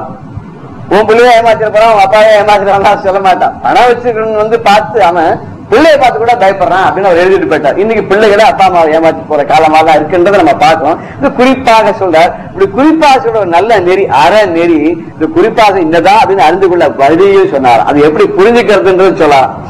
ஏன்னா அவன் தப்பா புரிஞ்சுட்டான் இல்லையா. இந்த கை காட்டின்னு ஒண்ணு இருக்கு அது இப்படி போனா மாயவரம் இப்படி போனா கும்பகோணம் ஆனா அது கூட வராது கைதான் காமிக்கும் நம்ம புரிஞ்சு போகணும். இது சில பேர் என்ன பண்ணுவாங்க எங்கேயா மாற்றி வச்சுட்டு போயிடுவான். வேலை வெட்டில சில பண்ணாங்க அது அண்ணன் பக்கம் இந்த பக்கம் எவ்வளவு 2 பேர் திண்டாடட்டுமே அப்படின்ற மாதிரி. அதெல்லாம் கேட்டு அறிந்து அந்த குறிப்பால் உணர்ந்து நம்ம போகணும் அப்படின்னா அழகான பத பிரயோகம் சொன்னார். இது முருகன் தான் மெய்ப்பொருள் அப்படின்ற அறிந்து அதை அடையும் வழி என்ன அப்படின்னு தெரிந்து கொண்டு இதுக்கு முன்னாடி எத்தனை பேர் அதை அடைஞ்சிருக்கா அந்த வழியில் எப்படி போயிருக்கா அப்படின்றத பார்த்துட்டு அந்த வழியில போகணும் அது குறிப்பால உணர்த்தினா அப்படின்னா. இப்ப இந்த பாடல் நமக்கு என்ன தெரியுதுன்னு உண்மையை புரிந்து கொண்டு விட்டால் அந்த பர ஞானம் வந்துடுச்சுன்னு சொன்னா பகவான் தான் நிலைன்னு புரிஞ்சுடுச்சுன்னு சொன்னா அவன் குறித்த குறிப்பை புரிஞ்சுட்டோம்னா என்னென்ன நம்ம விட்டு போயிடும்னா இந்த உலகம் போயிடுத்து நம்ம வாக்கு போயிடுத்து நம்ம மனசு அழிஞ்சு போயிடுத்து இந்த 3ம் போயிடுத்து. இந்த உலகம் சிந்தை அறிவு எல்லாம் போயிடுத்து. இதான் நம்ம வேதாந்தா சொல்றோம் இல்லையா திருப்பூட்டிங்கிறா அறியப்பட வேண்டியது அறிபவன் இந்த அறிவு இதை வந்து ஞேயம் ஞாதா ஞானம் அப்படின்னு சொல்ற போது இது எல்லாமே போயிடுச்சு. இது எல்லாம் போன உடனே எல்லாம் அவனே தான் நானே தான் அவன் இல்ல அவனுக்கு நான் போய் அடைஞ்சு விட்டேன்னா நான் அவனோட ஐக்கியம் ஆயிட்டேன் இங்க மாதிரி எண்ணங்கள்லாம் வந்துடுச்சோன்னு அந்த அஜ்ஞானம் போயிட்டு மெய்ஞானம் வந்துடுச்சு. இந்த மெய்ஞானம் வந்த உடனே இவனுக்கு நல்ல சாயுஜம் கிடைச்சிருச்சு, நல்ல பலன் கிடைச்சிருச்சு. இந்த குறிப்பு எப்படி அழியணும் அப்படின்னு, இந்த குறிப்பு அழிந்தவாளா எப்படி இருக்கா அப்படின்னு இந்த மகாபாரதத்தை கூட ஒரு கதை இருக்கு. மகாபாரத கதையில குழந்தைகளுக்கு பாடத்திற்கு கொடுத்துருக்காரு துரோணர். துரியோதனுக்கு முதல்ல கூப்பிடுறாரு. ஏன்னா அவனுக்கு எப்பவுமே ஒரு இது உண்டு, ஏன்னா எல்லாருமே பாரபட்சமா பாண்டவாளுக்கு தான் எல்லாம் செய்யறா, நமக்கு ஒண்ணும் செய்ய மாட்டேங்கிறா அப்படிங்கிற ஒரு எண்ணம் அவனுக்கு உண்டு. அதான் துரோணர் கூப்பிட்டார், துரியோதனா இங்க வா அப்படின்னாரு. இது வரைக்கும் கத்துன்றதுலாம் நல்லா ஞாபகம் இருக்கா? சரி, இப்ப நீ என்ன பண்ண போறேன்னா, அது அந்த மரத்தின் மேல ஒரு பறவை இருக்கு, அந்த பறவையை நீ அடிக்க போற. பாரு உனக்கு என்னெல்லாம் தெரியறது சொல்லு. அவன் பார்த்தான், முடிச்சுட்டு இருந்தான். மரம் தெரியறதா? தெரியாது. மரத்து மேல ஒரு கிளை இருக்க தெரியுறதா? தெரியாது. கிழக்கு பக்கத்துல ஒரு மாங்காய் இருக்க தெரியாது? தெரியாது. அந்த மாங்காய் பக்கத்துல ஒரு கிளி இருக்கு பாரு, அது தெரியும். அதுவும் தெரியுது. அதோட கண்ணு எல்லாமே தெரியும். இப்ப சொல்லு, நீ அந்த கிளியை அடிக்க போற, உனக்கு என்னதான் தெரியாது? உங்களெல்லாம் ஆரம்பிச்சான். இந்த நிலம், அதுல மரம், மரத்து மேல கிளை, கிளை மேல இலைகள், அதுல ஒரு மாங்காய், அது ஒரு கிளின்னு. சரி நீ இரு, அப்புறம் பார்க்கலாம், ஒன்னு அப்புறமா கூப்பிடுறேன். ஒன்னு அர்ஜுன கூப்பிட்ட. அர்ஜுனா, நீ அந்த கிளி கண்ணை பார்த்து நீ அடிக்க போற. இப்ப இந்த மரத்தை அவனுக்கு பாக்குற, மரத்து மேல கிளைகள்லாம் இருக்கு, இலைகள்லாம் இருக்கு, பூக்கள்லாம் இருக்கு, காய் இருக்கு, பக்கத்துல கிளி உட்காந்துருக்கு. கிளியோட கண்ணை பார்த்து அடிக்க போற. நல்லா பாத்துக்கோ, உனக்கு என்ன தெரியுது? சொன்னா அந்த கண்ணு ஒண்ணுதான். துரோணர் துரியோதனை கூப்பிட்டு கேட்ட போது என்னெல்லாம் தெரியுதுன்னா எல்லாத்தையும் சொன்னான். மரம், செடி, கொடியில இருந்து அண்டச்சராஜரன் அவன் கண்ணுக்கு தெரிஞ்சதுங்கிறத அவன் சொல்லிட்டான். அதே அர்ஜுன கூப்பிட்டு கேட்ட போது அவனுக்கு அந்த லட்சியமான குறிக்கோளா அந்த கண்ணு மாத்திரம் தான் தெரிஞ்சது. அடின்னு அடிச்சுட்டான். அடிச்சா அந்த கிளி விழுந்துட்டு. இப்ப ரெண்டு பேருக்கு என்ன வித்தியாசம்னா, லட்சியத்துல அவன் புரியாது, உனக்கு அது இல்ல, அதனால்தான் உன்னால முடியாது இவன் அடிக்க சொன்னேன். இன்னும் சொல்ல போனா துரியோதனன் கூப்பிட்டது மாதிரி சாமர்த்தியா வேண்டான்னு சொன்ன மாதிரி அர்ஜுன கூட அவர் அடிக்க வேண்டாம்னு சொல்லிருக்கலாம். ஏன்னா நிச்சயமா அர்ஜுனால முடியும், ஒரு பானம் வேஸ்ட் ஆயிருக்க வேண்டாம். இந்த காலத்து குரு அப்படி பண்ற ஒரு பானத்தை சேவ் பண்ணலாமேன்னு சேவ் பண்ணிருப்பான். அந்த காலத்து குரு செய்வன் அடிச்சதாக இருக்கட்டும், இது ஜனங்களுக்கு ஒரு உபமானமாக இருக்கட்டும், இதனால ஒரு நீதியை விளக்கத்தை சொன்ன மாதிரி இருக்கட்டும், அவர் அடிக்க சொல்லி அடிக்க வச்சுட்டார். இப்படி அடிச்ச உடனே என்ன ஆச்சு, அந்த இது ஒழுங்கு லட்சியத்தை அவன் அடைஞ்சுட்டான்.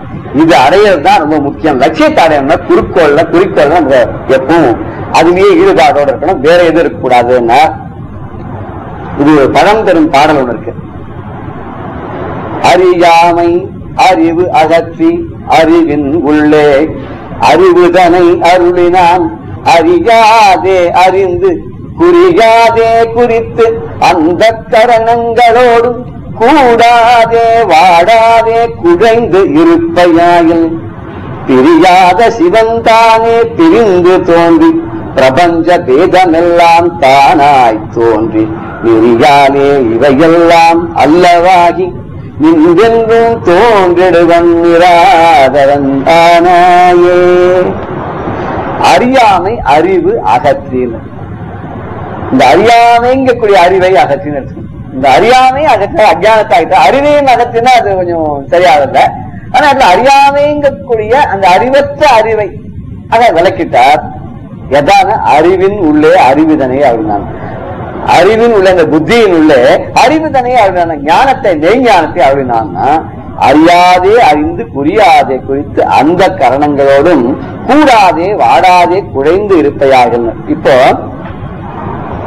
இதெல்லாம் அறியாத அந்த அஞ்ஞானியா இருந்த இப்ப நீ அறிந்து கொண்டாய், அந்த குறிப்பை நீ புரிந்து கொண்டாய். புரிந்து கொண்ட அந்த கரணத்துல நீ வேற எதையிலும் கூடாத, நொந்து போகாத, வாடாத அந்த பரம்பொருள் ஒன்று மட்டும்தான் நிலைங்கிறத நீ புரிந்து கொண்டு அதில் குழைந்து நீ இருப்பேன. அப்ப என்னாகும், பிரியாத சிவன்தானே பிரிந்து தோன்றி உன்னை விட்டு அகலாத இருக்கக்கூடிய அவனும் நீயும் ஒண்ணுதான். இங்க ஆக்சுவலா சைவ தத்துவத்தை தான் சொல்றது, அத்வைத பிலாசபி தான் அது சொல்றது. உன்னை விட்டு என்றும் பிரியாத, அவனை விட்டு நீ பிரியல, உன்னை விட்டு அவனை பிரியல, ரெண்டும் ஒன்னாத்தான் இருக்கு. அப்படி இருக்கக்கூடிய உனக்கு தெரியணும், பிரிஞ்சு வந்தாதான் தெரிய முடியும். இப்ப நம்மள நாமே பார்த்துக்க முடியல, நம்ம நாமே பார்க்கும்போது கண்ணாடியில பார்த்துட்டா தான் தெரியும் நம்ம இப்படிதான் இருக்க போறோம். அதான் நமக்கு இருக்கக்கூடிய பரமாத்மா தெரியணும்னு சொன்னாக்க என்ன பண்ணணும் அப்படின்னாக்க நம்ம பார்க்கணும். இந்த பரமாத்மாங்கிற கண்ணாடியில நம்ம பார்க்கணும், அந்த கண்ணாடி கொண்டு வைக்கணும். அந்த பரமாத்மா கண்ணாடி வருது, அவன் நம்ம கிட்ட இருந்து பிரிஞ்சு முன்னாடி நிக்கிறானா. அப்படி இருந்து சிவன் தானே பிரிந்து தோன்றி பிரபஞ்ச பேதமெல்லாம் தானாய் தோன்றி. இந்த பிரபஞ்சத்திற்கு அத்தனை தேசங்களும் தானாதான் தோன்றுது. ஆனா அவனாதான் தோன்றினான். நானே தான் தோன்றினேன், நானே தான் அத்தனையும். சொல்ல உபாதான காரணம், நிமித்த காரணம் சொல்ல எல்லாமே அவன் தான். அந்த மண்ணு அவன் தான், அந்த பயவனும் அவன் தான், அந்த சுத்திர சக்கரமும் அவன் தான், எல்லாமே அவன் தான்ங்கிறத நமக்கு காமிச்சு இந்த மாயையை விலக்கி என்ன பண்ணா, நெறியாலே இதையெல்லாம் அல்லவாகி அந்த உண்மையான முறையினாலே, நெறியினாலே, அறிவினாலே, நெய்ஞானத்தாலே பார்க்கும்போது இது எதுவுமே இல்லை, எல்லாம் மாயை தான். இருக்கிற நாய் தோன்றது, அந்த தோற்றமும் நானே, தோன்ற செய்பவனும் நானே, அந்த தோற்றத்தை காண்பவனும் நீயும் நானே.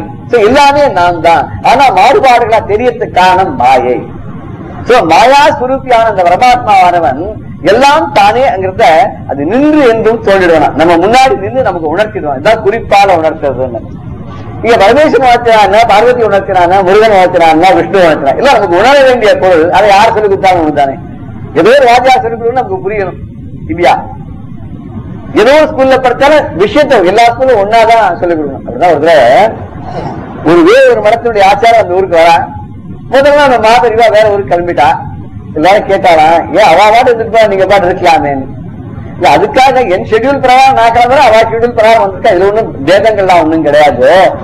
அதோட அவரும் ஒரே விஷயத்தை தான் சொல்ற, நாமளும் ஒரே விஷயத்தை தான் சொல்றோம். ரெண்டு பேரும் சொல்ல ஒரே இதுதான். ரெண்டு பேரும் ஒரே ஸ்கூல் ஆஃப் தாட் தான். ரெண்டு பேரும் அத்வைத்திகள், ஆச்சாரியால், பகவத்பாதாவுடைய சிஷ்யா தான். ஒரே சமாச்சாரத்துல ஒரே இடத்துல ஒரே நேரத்துல சொல்றதுக்கு ரெண்டு பேர் இதுக்கு ஒருத்தர் போறேன். நேற்று வரைக்கும் நான் சொல்லியிருந்தேன் கேளுங்க, இன்னைக்கு அவர் சொல்ல போறாரு கேளுங்க, இல்ல ஒன்னும் தத்த இல்லைன்னு கேளுங்க. இது மாதிரி பிரிவாருக்கெல்லாம் ஞானிகளுக்கெல்லாம் இந்த பேதங்கள் எல்லாம் தோன்றாது. நம்ம தான் அனாவசியமான சர்ச்சைகளுக்கெல்லாம் ஈடுபட்டு ஒரு பொழுதுபோக்காக இந்த மாதிரி கலப்பி விட்டுருவோம் மாதிரி அதுல புரிஞ்சது நமக்கு. இதுல சொல்லும் போது என்ன பண்றாருன்னா குறிப்பால உணர்த்துறார். இந்த குறிப்பை உணர்ந்து விட்டோமானால் இந்த கேவலமான சகல அவஸ்தைகளும் இந்த சிவஞானத்தால் நீங்கிவிடுமா. அப்ப இந்த ஆத்மாவோட இந்த பரமாத்மாவோடு இணைந்து இணை புரியாது உள்ள அந்த பரதத்துவமானது அவனுடைய அருள்னால வெளியில வருது. வந்து என்ன பண்ண இந்த ஐம்பொடிகளில் நின்று கலங்கி கொண்டிருந்து நம்ம ஆத்மா இருக்காது ஓடாமல் அவருடைய அருளோடு கூடிய நிட்டையாக நம்ம நல்ல தியானத்தை நினைச்சு அதே நான் தான் அதுங்கிற தியானத்தை நம்ம போயிட்டோம்னு சொன்னா அது நம்ம விட்டு பிரியாத இந்த சிவனானவன் தனக்கு நமக்கு முன்னே தனியாக தோன்றி நம்முடைய அந்த மனசுல கூடிய இந்த எண்ணங்கள் எல்லாம் விலக்கி விடுவாங்க. நீ நானும் ஒண்ணுதான், ஆனா நீ நானும் வேற மாதிரி தெரியுது, அதுவும் மாயதான். நான் தான் நீதான் நான். எப்படி ஒரு கண்ணாடியில் தன்னுடைய அழகா பார்த்து சுந்தரா வான்னு பரமேஸ்வரன் கூப்பிட்டாரோ அந்த கண்ணாடியில் தெரிஞ்சதுதான் அவர் தான். இவர் தான் பரமாத்மா, அந்த ஜீவாத்மா வச்சுக்கோங்க. வான் தான் வந்துடுச்சு வெளியில. அப்புறம் அது பார்த்து ஆடிட்டு திருப்பி பழையபடி தங்கிட்டே சேர்த்துட்டார். அவர் தான் சுந்தரமூர்த்தி நாயனார வந்தான்னு சரித்திரம்லாம் இருக்கு. வந்து சிவனையும் அடைஞ்சோட அவருக்குள்ள ஐக்கியம் ஆயிட்டான்னு கதை சொல்லுவா. அப்படி கொஞ்ச நாளைக்கு வெளியில விட்டுருக்கார், திருப்பி வந்துடுச்சு. பிரதிபிம்பம் பிம்பம் அப்படி சொல்ற மாதிரி இது அவதான் நாம தான் அவருங்கிற எண்ணம் எப்ப வரும்னா அவன் உணர்த்தும் போது இந்த உலக பற்றி எல்லாம் அழிந்து படுத்தன இந்த பேதங்கள் எல்லாம் நம்ம மனத்தை விட்டு நீங்கப்படுத்து சொன்ன அப்ப இந்த ஆன்மாவை அவன் உந்தி தன்னுள் சேர்த்துக் கொள்வான். அப்பதான் நமக்கு அந்த பரதத்துவம் புரியும். அந்த பாடல்ல ரொம்ப அழகா அவர் சொல்லியிருக்கார். பேசாத அனுபூதி பிறந்தது அப்படின்னு சொல்றாரு அவர். எப்படி பேசாத அனுபூதி பிறந்தது அப்படின்னு சொல்லும்போது அடுத்த பாடல் சொல்ல போறார். எனக்கு எப்படி இந்த அனுபூதி கிடைச்சதுன்னு அடுத்த பாடல் சொல்ல போறார். நான் இந்த பாடல்ல எல்லாமே அவன் தான். ஏன்னா அவன் செஞ்சாதான் நம்ம நடக்கிறோம் இல்லையா. ஒரு வள்ளலார் பாடல் கூட ஒண்ணு இருக்கு. பாட்டுவித்தால் பாடுகின்றேன், பணிவித்தால் பணிகின்றேன், பதியே நின்னை கூட்டுவித்தால் கூடுகின்றேன், குழைவித்தால் குழைகின்றேன், குறித்த உனை ஊட்டுவித்தால் உண்கின்றேன், உறங்குவித்தால் உறங்குகின்றேன், உறங்காது என்றும் ஆட்டுவித்தால் ஆடுகின்றேன், அந்தோ இச்சிறிய நாள் ஆவது என்ன அப்படின்னு. நீ பாட வச்சேன்னா நான் பாடுறேன், நீ படிய வச்சேன்னா பாடுறேன், எல்லாம் உன் செயல் தான். அவன் அருளாலே அவன் தாள் வணங்கின்னு சிவபுராணத்துல சொன்ன மாதிரி எல்லாம் உன்னால் தான் நடக்குது. நீ நல்லா அடியாரோட கூட்டி விட்டான்னா நான் கூடி மகிழ்ந்திருக்கிறேன் இல்லையா. கூட்டியவார் என்னை நீ அடியாறு அடியாரோட நீதான் கூட்டி வச்ச, நானா போய் சேர்றது. அது கூட ஒரு பாக்கியம், அந்த அருள் வேணும். குறைவித்தால் குறைகின்றேன், குறித்த ஊனை ஊட்டுவித்தால் நீ எனக்கு என்ன தேவை, என்ன சாப்பாடு எனக்கு அவசியமோ அதை நீ ஊட்டுவித்தால் நான் உண்கின்றேன். நீ கொடுத்துதான் நான் சாப்பிடறேன், எனக்கா உண்மை கிடையாது. நீ கொடுத்தது உன்னுடைய அருள், அது எனக்கு கிடைச்சிருக்கு. நீ உறங்கிவிட்டால் நான் தூங்கணும், நீ நினைச்சாதான் நான் தூங்க முடியும். எத்தனை பேர் நிம்மதி இல்லாத தூக்கமே வரமாட்டேங்கிறது. என்ன நீ சொல்லி பாக்குற, ஒண்ணு ரெண்டு எண்ணி பாக்குறீங்களா, ராமநாமம் சொல்லி பாக்குறீங்களா, ஏதோ அபிராமிதா சொல்லி பாக்குறீங்களா, சகஸ்ரநாமம் சொல்லி அத்தனை கதை மணி 4000 அலாரம் அடிச்சு அலாரத்தை இவன் அணைக்க முடியா இருக்கு. அது அடிக்கிற வரைக்கும் ஒரு தூக்கம் வர மாட்டேங்குது. என்ன சரி தூக்கம் வர்றது கூட ரொம்ப பெரிய கடவுளுடைய அனுகிரகம் தான் சொல்லணும். அப்படி படுத்தானா அடுத்த நிமிஷம் தூங்கியாச்சு. அது பெரிய புண்ணியசாலைகளா இருந்தாலும் அப்படி வரும். ஏன்னா எதையோ மனசுல போட்டு ஓல்டு நம்ம தூக்கமே இல்லாத திண்டாடின்னு இருக்கோமே. அந்த நிலை இல்லாத இதை தூங்குவித்தால் நான் தூங்குகிறேன், உறங்குவித்தால் உறங்குகின்றனர், உறங்காது என்று மாட்டி விட்டால் ஆடுகிறேன். உனக்கு தூக்கமே வரட்டாங்க, நீ கட்டப்பட்டு திண்டான்னு ஏதோ ஒன்று மனசுல போந்து ஆட்டி படைக்கணும்னு அவன் நினைச்சுட்டா அவன் ஆட்டி படைச்சுட்டே இருக்கும். வல்லாரம் எவ்வளவு அழகா நம்முடைய இன்னைக்கு இருக்கிற நிலையை சொல்லுங்க அந்த பாட்டுல பண்ணு. அந்தோ சிறிய நாள் ஆவதன், நான் ரொம்ப சின்னவன், ரொம்ப அல்பன், என்னால் ஆகக்கூடியது ஒண்ணுமே இல்ல, நடக்கிறது எல்லாம் ஒன்னால் தான். ஏன்னா நீ இல்லைன்னா ஒண்ணுமே கிடையாது, உன்னால் தான் எல்லாமே நடக்கிறது. அப்படி ஒரு கருணையினால எல்லாமே நடக்கிறதுனால உன்னால ஒண்ணுமே கிடையாது, நீதான் எல்லாம், சர்வம் நீதாங்க, நான் புரிந்து கொண்டேன் அப்படின்னு இந்த பாடல் சொல்ற. பெரியவா சரணம். இந்நிகழ்ச்சியின் அடுத்த பகுதி நாளை மாலை இதே நேரத்தில் ஒளிபரப்பாகும். பெரியவா சரணம். பெரியவா சரணம். அடுத்த நிகழ்ச்சி மகா பெரியவா மகிமை உபன்யாசம்.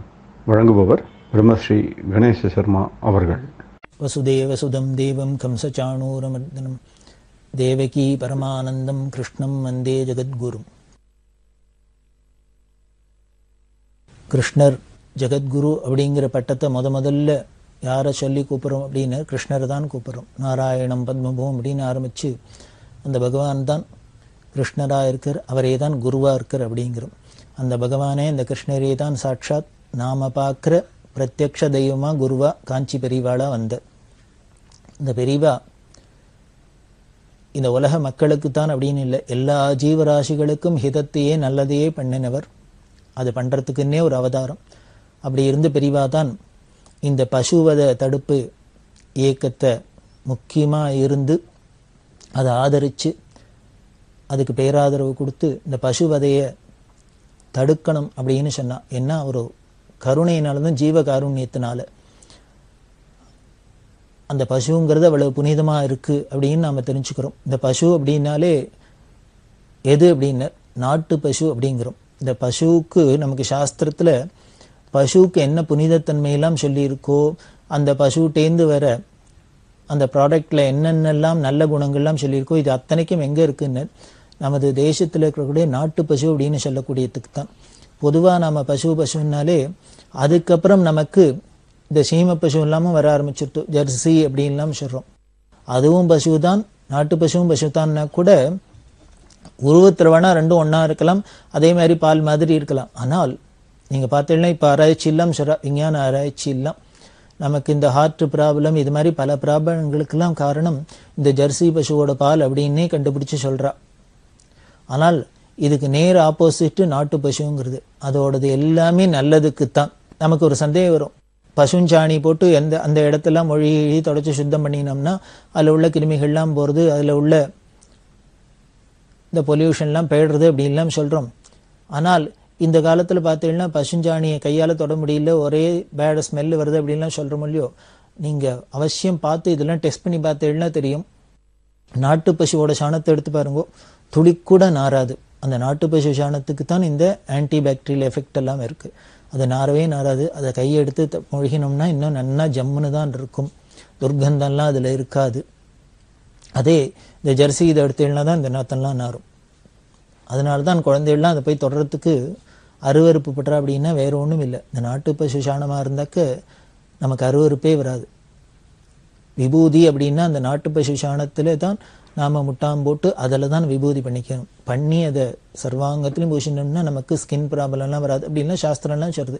இப்படி அந்த பசுமாட்டு நாட்டு பசுட்டேந்து வரதுல அது பாலாக இருக்கட்டும், அதில் இருக்கிற தயிராக இருக்கட்டும், வெண்ணெயாக இருக்கட்டும், நெய்யாக இருக்கட்டும், சாணமாக இருக்கட்டும், கோமூத்திரமாக இருக்கட்டும். இந்த கோமூத்திரம்லாம் கேன்சருக்கெல்லாம் ரொம்ப பெரிய அருமருந்து அப்படின்லாம் சொல்லப்படுறது இப்போல்லாம்.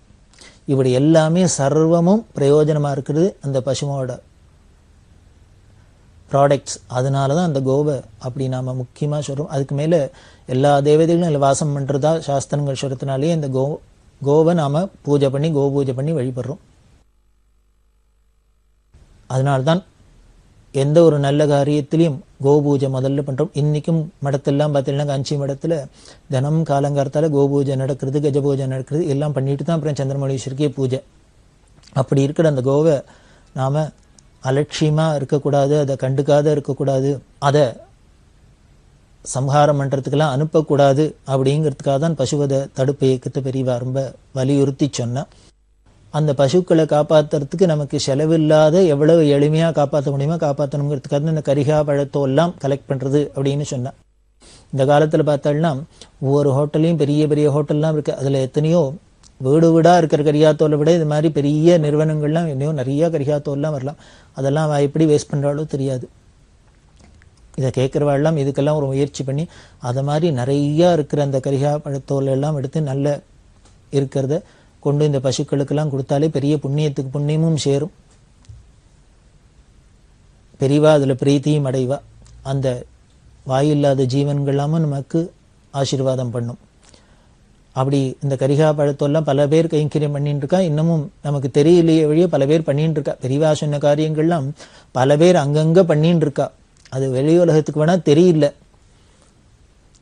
காரணம் பெரியவா எப்படி விளம்பரம் இல்லாத அவளோட காரியம் எல்லாம் எப்படி எளிமையா இருந்ததோ அதே மாதிரியே பெரியவா பக்தா எல்லாருமே ஒரு விளம்பரம் இல்லாத பேர் புகழுக்கு ஆசைப்படாத எளிமையாவே கைங்கரியமா பண்ணிட்டு இருக்கிறதுனாலேயே உலகத்துக்கு தெரியல. சரி இது தெரியணுமான்னு இப்படி 4 பேருக்கு இது மாதிரி இருக்கு பண்ணறான்னு தெரிஞ்சுன்னா அதுல போய் எல்லாரும் சேர்ந்துன்னு பண்ணினா இன்னும் கொஞ்சம் நன்னா இந்த காரியங்கள்லாம் சிறப்பா நடக்குமேங்கிறதுக்காக தான் ஒரு தாபத்துல தான் இதை நான் இப்போ சொல்றேன். அந்த கரிகாப்பழத்தோல் பல பேர் கலெக்ட் பண்ணிட்டு வந்து கொடுத்தா. அதில் கரிகாத்தோல் கிருஷ்ணமூர்த்தின்னு ஒருத்தர் சொன்னேன். அவர் பெரியவா உத்தரவுப்படி வாராவாரம் வியாழன் வெள்ளி அவள் ஏரியாவில் இருக்கிற அந்த கரிகாப்பழத்தோல்லாம் சனிக்கிழமை கார்த்தால கலெக்ட் பண்ணிட்டு வந்து கொடுக்கணும் அப்படின்னு. அதே மாதிரி இன்னொரு பக்தர் சிவராமன் அப்படின்னு இவர் சங்கர நேத்திராலங்கிற நிறுவனத்தில் இருந்து அவர் கல்யாணம் ஆகிறதுக்கு முன்னால் பிரம்மச்சாரியா இருக்கிறதே ரெகுலராக வாராவாரம் அவரும் தங்கள் ஏரியாவில் இருக்கிற இடத்துலேருந்தெல்லாம் இந்த கரிகா தோல்லாம் பழத்தோல்லாம் வாங்கிட்டு கொண்டு போய் பெரியவா இருக்கிற இடத்துல கொடுத்து அந்த கோசாலையில் கொடுத்துருக்கார். இவரை பார்த்தோன்னே பெரியவா கூப்பிடுவா. இது மாதிரி தெரியும் இவர் ஓரமாக நின்னா கூட கரிகா தோல் அப்படின்னு தெரியும். இப்படி வாராவாரம் பண்ணிட்டு போகிறதே அந்த பெரியவாளோட கவனம் எப்படி அவ எதில் எல்லா காரியத்திலும் எப்படி அக்கறையோடு கவனிக்கிறா பண்ணுறா அப்படிங்கிறதுக்காக இந்த ஒரு சின்ன ஒரு உதாரணம் இது மூலியமா நம்ம தெரிஞ்சுக்கலாம். இந்த சிவராமன் கலெக்ட் பண்ணிட்டு போறார் இல்லையா, அப்படி ஒரு பெரிய கோணியில் வாங்கிட்டு போய் இங்கேருந்து மெட்ராஸ்லேருந்து கலெக்ட் பண்ணி பஸ்ஸில் எடுத்துன்னு போய் அதை அங்கே பெரியவாளுக்கு முன்னால் வச்சா அந்த பக்கத்தில் கோசாலை அதில் போட சொல்லுவா. எல்லாம் வந்து திங்கும். பசுக்கெல்லாம் அவுத்து விட்டுற சொல்லுவா. எல்லாம் வந்து சாப்பிட்டுட்டு போவோம். பசு கண்ணுக்குட்டி எல்லாம். அப்படி ஒரு தரம் போடலான்னு பொறுத்தே பெரியவா இங்கே கொட்டு அப்படின்னா எல்லாத்தையும் கொட்ட சொன்னா. கொட்டினா அதை கையால் திராவ சொன்னா அதில் பார்த்தா கீரை கட்டு இருந்தது. 2-3 கீரை கட்டு முழு கட்டா. பெரியவா உடனே இந்த சிவராமன்ட்ட கேட்குறா, ஆமாம் நான் அந்த கரிகா தோல் பழத்தோல்லாம் தானே வாங்க சொன்னேன், அந்த வேஸ்ட் எல்லாம் தானே வாங்க சொன்னேன், இது எப்படி முழுசா கீரை கட்டு இருக்கு? இவருக்கு புரியல. ஏதோ பல வீட்டில் போய் கலெக்ட் பண்ணிட்டு வரோம், அதில் யாரும் என்ன போட்டான்னு தெரியும். அப்படியே போய் அந்த பையன் நெட்டினா அவள் போடுறா. இல்லை யாரும் என்ன போட்டான்னு ஞாபகம் இல்லை, தெரியல, போன இடத்துல யாரான்னு போட்டிருக்கலாம் அப்படின்னு. உடனே பெரியவா சொல்கிறா, அடுத்த தரம் பார்க்குறதே கலெக்ட் பண்ணுறது இதெல்லாம் நீ நோட் பண்ணிக்கோ, கவனிச்சுக்கோ. கரிகா காய்கறி பழத்தோலை தான் வாங்க சொல்லிட்டு அவள் யாரோ முழு கட்டாவே போட்டிருக்கா. அவள் என்ன நடந்திருக்கும்னு நான் சொல்கிறேன். நீ ஒரு சின்ன பையன் பாவம் வாரம் வந்து கேட்குற இல்லையா, அவள் அந்த கரிகா தோலெல்லாம் சேமித்து வச்சுக்கிறதுக்கு மறந்து போயிருப்பா, தூக்கி குப்பையில் போட்டிருப்பா. நீ போய் கேட்டோன்னு ஞாபகம் வந்திருக்கும், ஐயோ பாவம் குழந்தை வந்து மெனக்கிட்டு கேட்குறான், அவனை வெறுங்கையா அனுப்ப வேண்டாமேன்னு வச்சிருக்கிற கீரைக்கட்டில் 2 தூக்கி போட்டுட்டா. ஏன்னா மாட்டுக்கு கொடுக்கறதுக்கு தானே கீரைக்கட்டாக இருக்கட்டுமேனு போட்டுட்டா போல இருக்கு. அதனால இனிமேல் இதெல்லாம் கவனிச்சு வாங்கிட்டு வா. அவளுக்கு உபயோகம் இல்லைன்னு வேண்டான்னு தூக்கியது தான் இங்கே போடணுமே வழிய நீ வந்து கேட்டுட்டேங்கிறதுக்காக பச்சாதாபட்டு அவள் சாப்பிட்றதுக்கு வச்சுருக்கிறது இங்கே போடணுங்கிற அவசியம் இல்லை அப்படின்னா. இந்த சிவராமனுக்கு ஒரே ஆச்சரியம், என்ன பெரியவா இப்படிலாம் ஏதோ கரிகாத்தோல்லாம் வாங்கிட்டு வந்து மாட்டுக்கு போடுங்கோ அப்படின்னு சொல்லிட்டு போகாத எந்த அளவுக்கு அக்கறையோடு அதை கவனிக்கிறா பாரு அப்படின்னு. இதை ஏன் பெரியவா பண்ணி காமிக்கிறான்னா, நமக்கு ஒரு அக்கறை ஒண்ணுங்கிற ஏதோ மெக்கானிக்கலா நம்ம பண்ற காரியம் ஏதோ பெரியவா சொல்லிக்கா நான் பண்றேன், பெரியவா சொல்லிக்கா பண்ணிக்கிறேன், அப்படி பண்ணக்கூடாது. அதுல ஒவ்வொரு சமயம் ஒவ்வொரு க்ஷணமும் நமக்கு அதுல ஸ்ரத்தை இருக்கணும், கவனம் இருக்கணும். அது அப்படி பண்ணாதான் அது தபஸ். அப்படி இருக்கணுங்கிறதுக்காக தான் பெரியவா அப்படி சுட்டி காமிக்கிறதுக்காக சில இதெல்லாம் இது மாதிரி அப்பப்போ சில எக்ஸாம்பிள்ஸ் பண்ணுவா. அது சொல்லிட்டு அப்புறம் அதுல வெங்காயத்தோல் இருக்கா பாரு அப்படின்னு. வெங்காயத்தோல் இருந்ததுன்னா அதெல்லாம் ஒதுக்கிவிட்டு இந்த மாட்டுக்கு கொடு அப்படின்னு. இது இனிமேல் நம்ம போகிற இடத்துல இது இல்லாமல் பார்த்துட்டு பார்க்கணும் அப்படிங்கிறது பெரியவாளோட எதிர்பார்ப்பு. வெங்காயத்தோல் அப்படின்னோடனே ஞாபகம் வருது. மெடிக்கலே ஏதோ சொல்கிறா, வெங்காயத்துக்கு இந்த இருக்குது அது இருக்குது அப்படின்லாம் சொல்லி சொன்னால் கூட நமது சாஸ்திரங்களில் இந்த வெங்காயம் பூண்டு இது மாதிரி விஷயங்கள் எல்லாம் நமக்கு ரஜோகுணத்தை கொடுக்கறதுனால அது நமக்கு வேண்டாம் அப்படின்னு நமக்கு சத்வகுணம் வளர்றதுக்கு இதெல்லாம் ஒரு இடைஞ்சலாக இருக்கும். அதனால இதெல்லாம் அவாய்ட் பண்ணணும் அப்படின்னு ஆகார நியமத்தில் ரொம்ப முக்கியமாக சொல்லியிருக்குது. நமக்கு இந்த குணத்தை ஒட்டித்தான் நம்மளோட நடவடிக்கைகள்லாம் இருக்கிறதுனால நமக்கு எப்பொழுதும் நம்மளோட நடவடிக்கை எப்பொழுதும் அமைதியாக சாந்தமாக இருக்கணும். அப்படின்னா நமக்கு சத்வகுணம் மேலிட்டு இருக்கணும். அந்த சத்வகுணத்தை வளர்க்குறாப்புல என்னென்ன ஆகாராதிகள்லாம் இருக்குமோ அதெல்லாம் வச்சுக்கணும். அப்படிங்கிறதுக்காக தான் சாஸ்திரம் இந்த கட்டுப்பாடெல்லாம் விதிக்கிறது. அதனாலே தான் எல்லா மகான்களுமே இதெல்லாம் விளக்க சொல்றா. இதை நாம் எடுத்துட்டோம்னா நமக்கு நல்லது. நமக்கு குணம் முக்கியம், குணம்தான் முக்கியம். ஒரு மனுஷனை மனுஷனாக்குறது குணம்தான். அதுக்கப்புறம் தான் இந்த பர்சனாலிட்டி உடம்புங்கிறது. இந்த உடம்புக்கு வெளியில என்ன வந்தா கூட வியாதி வந்தா கூட வேற ஒன்றும் இல்லைன்னா ஒன்றை வச்சு நம்ம சரி பண்ணிட்டு விடலாம். ஆனால் அந்த குணம் மட்டும் தெரிஞ்சு போயிடுத்துன்னா அதுக்கு எந்த மருந்தும் சரிப்பட்டு வராது, எதாலையும் தீர்க்க முடியாது. அதனால அந்த குணம் கெடாத இருக்கணுங்கிறதுனால தான் மகான்கள்லாம் நமக்கு இப்படிலாம் ஜாகிரதையாக உபதேசம் பண்ணி பண்ணி நம்மளை ப்ரொடெக்ட் பண்ணிகிட்டே வரா. அப்படிதான் இருந்தா. இந்த வெங்காயம்னு ஞாபகம் வருது. ஒரு கோபாலபுரத்தில் நீலகண்டையர் அப்படின்னு ஒரு பெரிய பக்தர், மடத்துக்கு நிறைய கைங்கரியம் பண்ணக்கூடியவா. அவள் வீட்டுக்கு என்ன பண்ணா, ராமேஸ்வரத்தில் விஸ்வநாதன் அப்படின்னு ஒரு பிரம்மச்சாரி, அவர் ராமேஸ்வரம் மடத்தை பார்த்துட்டார். அவரை என்ன பண்ணா, ஒரு நாளைக்கு நீ போய் நீலகண்டராத்தில் போய் 4-5 நாள் இருந்துட்டு வா கோபாலபுரத்தில் அப்படின்னு மெட்ராஸ்க்கு அனுப்பிச்சா. அவர் இந்த நீலகண்டராத்துக்கு வந்தார். பெரியவா முன்னாலே சொல்லிட்டா, இது மாதிரி ராமேஸ்வரம் விஷு வந்து உங்கள் ஆற்றுல 4-5 நாள் இருப்பன் அப்படின்னு. அவனுக்கு எல்லாம் சமைச்சு போட்டு பார்த்துக்கோ அப்படின்னு. பெரியவாளே சொல்லி மடத்துலேருந்து ஒரு கெஸ்ட் வந்திருக்கான்னா உபச்சாரம் பண்ணுறதுக்கு கேட்பானே. அந்த நீலகண்டையர் சம்சாரம் பிரமாதமாக வகை வகையாக அவருக்கு வேளைக்கு சமைச்சு போட்டு எல்லாம் பண்ணியிருந்தா. இந்த விஸ்வநாதனுக்கும் தெரியாது பெரியவா எதுக்கு அனுப்பிச்சிருக்கான்னு. அந்த நீலகண்டையர் அவாத்து பேருக்கும் இந்த பையன் எதுக்கு வந்திருக்கான்னு தெரியாது. இந்த விஸ்வநாதன்ட்ட என்ன சொல்லியிருந்தான்னா, நீ அவாத்துக்கு போ, ஒரு நோட்டு பென்சில் எடுத்துன்னு போ, கார்த்தாலேருந்து அவாத்தில் என்னெல்லாம் காப்பி கொடுக்குறாளா, சாப்பிட்றியா, டிஃபனா, அன்னைக்கு சமையல் என்ன, ராத்திரிக்கு என்னென்ன எல்லாத்தையும் சாப்பிடு, எல்லாம் பண்ணு. அதெல்லாம் நான் மட்டும் நீ ஒரு நோட்டில் எழுதினுடும். நீ கார்த்தால உப்புமா கொடுத்தா அதுக்கு தொட்டுக்க தேங்காய் சட்னி இருந்தது, இது மாதிரி என்னென்ன பண்ணுறாலோ ஐட்டம் எல்லாத்தையும் எழுதிண்டே வா அப்படின்னு. அவரும் பாவம் வெகுளி, ஏதோ பெரியவா சொல்கிறாளேன்னு ரெஜிஸ்டர் பண்ணிட்டு வந்துட்டார். 4-5 நாள் கழித்து அவர் வந்தார். இந்த நோட்டை வாங்கி வச்சுனுட்டா, பெரியவா பார்த்தா விட்டா, நீ போயிட்டு வாந்தன அப்படின்னு விட்டா. அப்புறம் 5-6 நாள் கழித்து அந்த நீலகண்டையர் அவர் சம்சாரெல்லாம் பெரியவா தரிசனத்துக்கு வந்தா. வந்தோடனே பெரியவா அந்த அம்மாட்ட கேட்டா, அம்மா நீ பாலக்காடோ உனக்கு அப்படின்னா. அந்த அம்மாவுக்கு ஆச்சரியம், நம்ம எந்த ஊர்னு பெரியவாளுக்கு திரும்பியே திடீர்னு கேட்குறேன் அப்படின்னு. இல்லையே அப்படின்னு. இல்லை சமையலில் தினம் தேங்காய் சேர்த்து சமைச்சிருக்கியே அதனால கேட்டேன் அப்படின்னு. அந்த அம்மாவுக்கு ஒரே மண்டையை குடையிறது. நாம் தினம் வீட்டில் சமையலில் தேங்காய் சேர்க்குறோம் பெரியவாளுக்கு எப்படி தெரியும்? நம்ம வீட்டில் வந்து சாப்பிடல, நம்மளும் சமையலை சொல்லலை, எப்படி கண்டுபிடிச்சா அப்படின்னு அந்த மாதிரி யோஜனை பண்ணுறது. நான் ஒரு குழந்தைய அனுப்பிச்சிருந்தேனே, அவனை ரொம்ப நன்னா கவனிச்சுட்டேன், நன்னா வகை வகையாக பண்ணி போட்டேன்னு அவன் சொன்னான் அப்படின்னு. இது சொன்னோன்னு அந்த அம்மாவுக்கு ஞாபகம் வந்து, ஓ விஷு நம்ம வீட்டுக்கு வந்து இருந்தார், நம்ம எல்லாம் பண்ணி போட்டோம், அவர் வந்து சொல்லியிருப்பார், பெரியவா கேட்டிருப்பா சொல்லியிருப்பா, அதை வச்சுன்னு பெரியவா சொல்கிறாள் அப்படி. உடனே நம்மனா அந்த நோட்டை எடுத்துன்னு வாங்க. நோட்டை எடுத்துன்னு வந்தால் பார்த்துட்டு இன்னைக்கு என்னென்ன பண்ணியா அப்படின்னு டான்டான்னு படிச்சுடுறா. இதுக்கு அப்புறம் தான் இந்த அம்மாவுக்கு தெரிஞ்சுது, இந்த பையன் வந்து சாப்பிட்டதோடு இல்லை, நோட்லாம் ரெஜிஸ்டர் பண்ணிட்டு வந்து பெரியவாள்கிட்ட கொடுத்துருக்கான்னு. இப்போ நமக்கு இது மாதிரிலாம் பண்ணால் கொஞ்சம் பயம் வேறு வந்துடும் இல்லையோ, இதில் ஏதானு தப்பு தண்டா இருந்துன்னாக்க பெரியவா இப்போ அதுக்கு எதானு சொல்ல போகிறாளோன்னு. அவளுக்கு எதுக்காக பெரியவா நம்ம வீட்டுக்கு ஒருத்தர் அனுப்பிச்சு 4-5 நாள் இருக்க சொல்லி அவனுக்கு எல்லாம் பண்ணி போட சொல்லிட்டு அதை ரெஜிஸ்டரில் எழுதின்னு வர சொல்லி பெரியவா இப்போ என்கொயர் பண்ணுறா அப்படின்னா நமக்கு தான் பயமாக இருக்குது. பெரியவா ரொம்ப சர்வசாதாரணமாக சொல்கிறா. இப்படி பேசிவிட்டு இல்லை எதுக்காக அவன் அனுப்பிச்சு இதெல்லாம் பார்த்துன்னு எழுதுன்னு வர சொன்னீங்கன்னா, நீ உன் ஆண்டையெல்லாம் ரொம்ப மடத்துக்கு பிரியமாக இருக்கேள், ரொம்ப கைங்கரியம் பண்ணுறேள், எல்லாம் ஆச்சார அனுஷ்டானத்தோடு இருக்கேள், நிறையா கைங்கரியம் பண்ணுறேள். அப்படி இருக்கிற நீங்கள் வீட்டில் ஏதான வெங்காயங்காய் சாப்பிட்றியான்னு தெரிஞ்சுக்கணும்னு ஆசைப்பட்டேன். அதனால தான் நான் அவனை அடித்து பார்த்துன்னு வர சொன்னேன். பார்த்தேன், அந்த ஒரு வாரத்தில் நீ ஒரு நாள் கூட வெங்காயம் போட்டு ஒன்றும் சமைக்கலை அப்படின்னு. இந்த அம்மாவுக்கு ஒரே ஆச்சரியம், சங்கோஜமாக வேறு போயிடுத்து, சந்தோஷம் வேறு. பெரியவா நமக்கு இப்படி ஒரு சர்டிஃபிகேட் கொடுத்துட்டாளே அப்படின்னு. அது எதை காமிக்கிறது அப்படின்னு அந்த அம்மா அப்புறம் சொல்லி சொல்லி ஆச்சரியப்படுறா.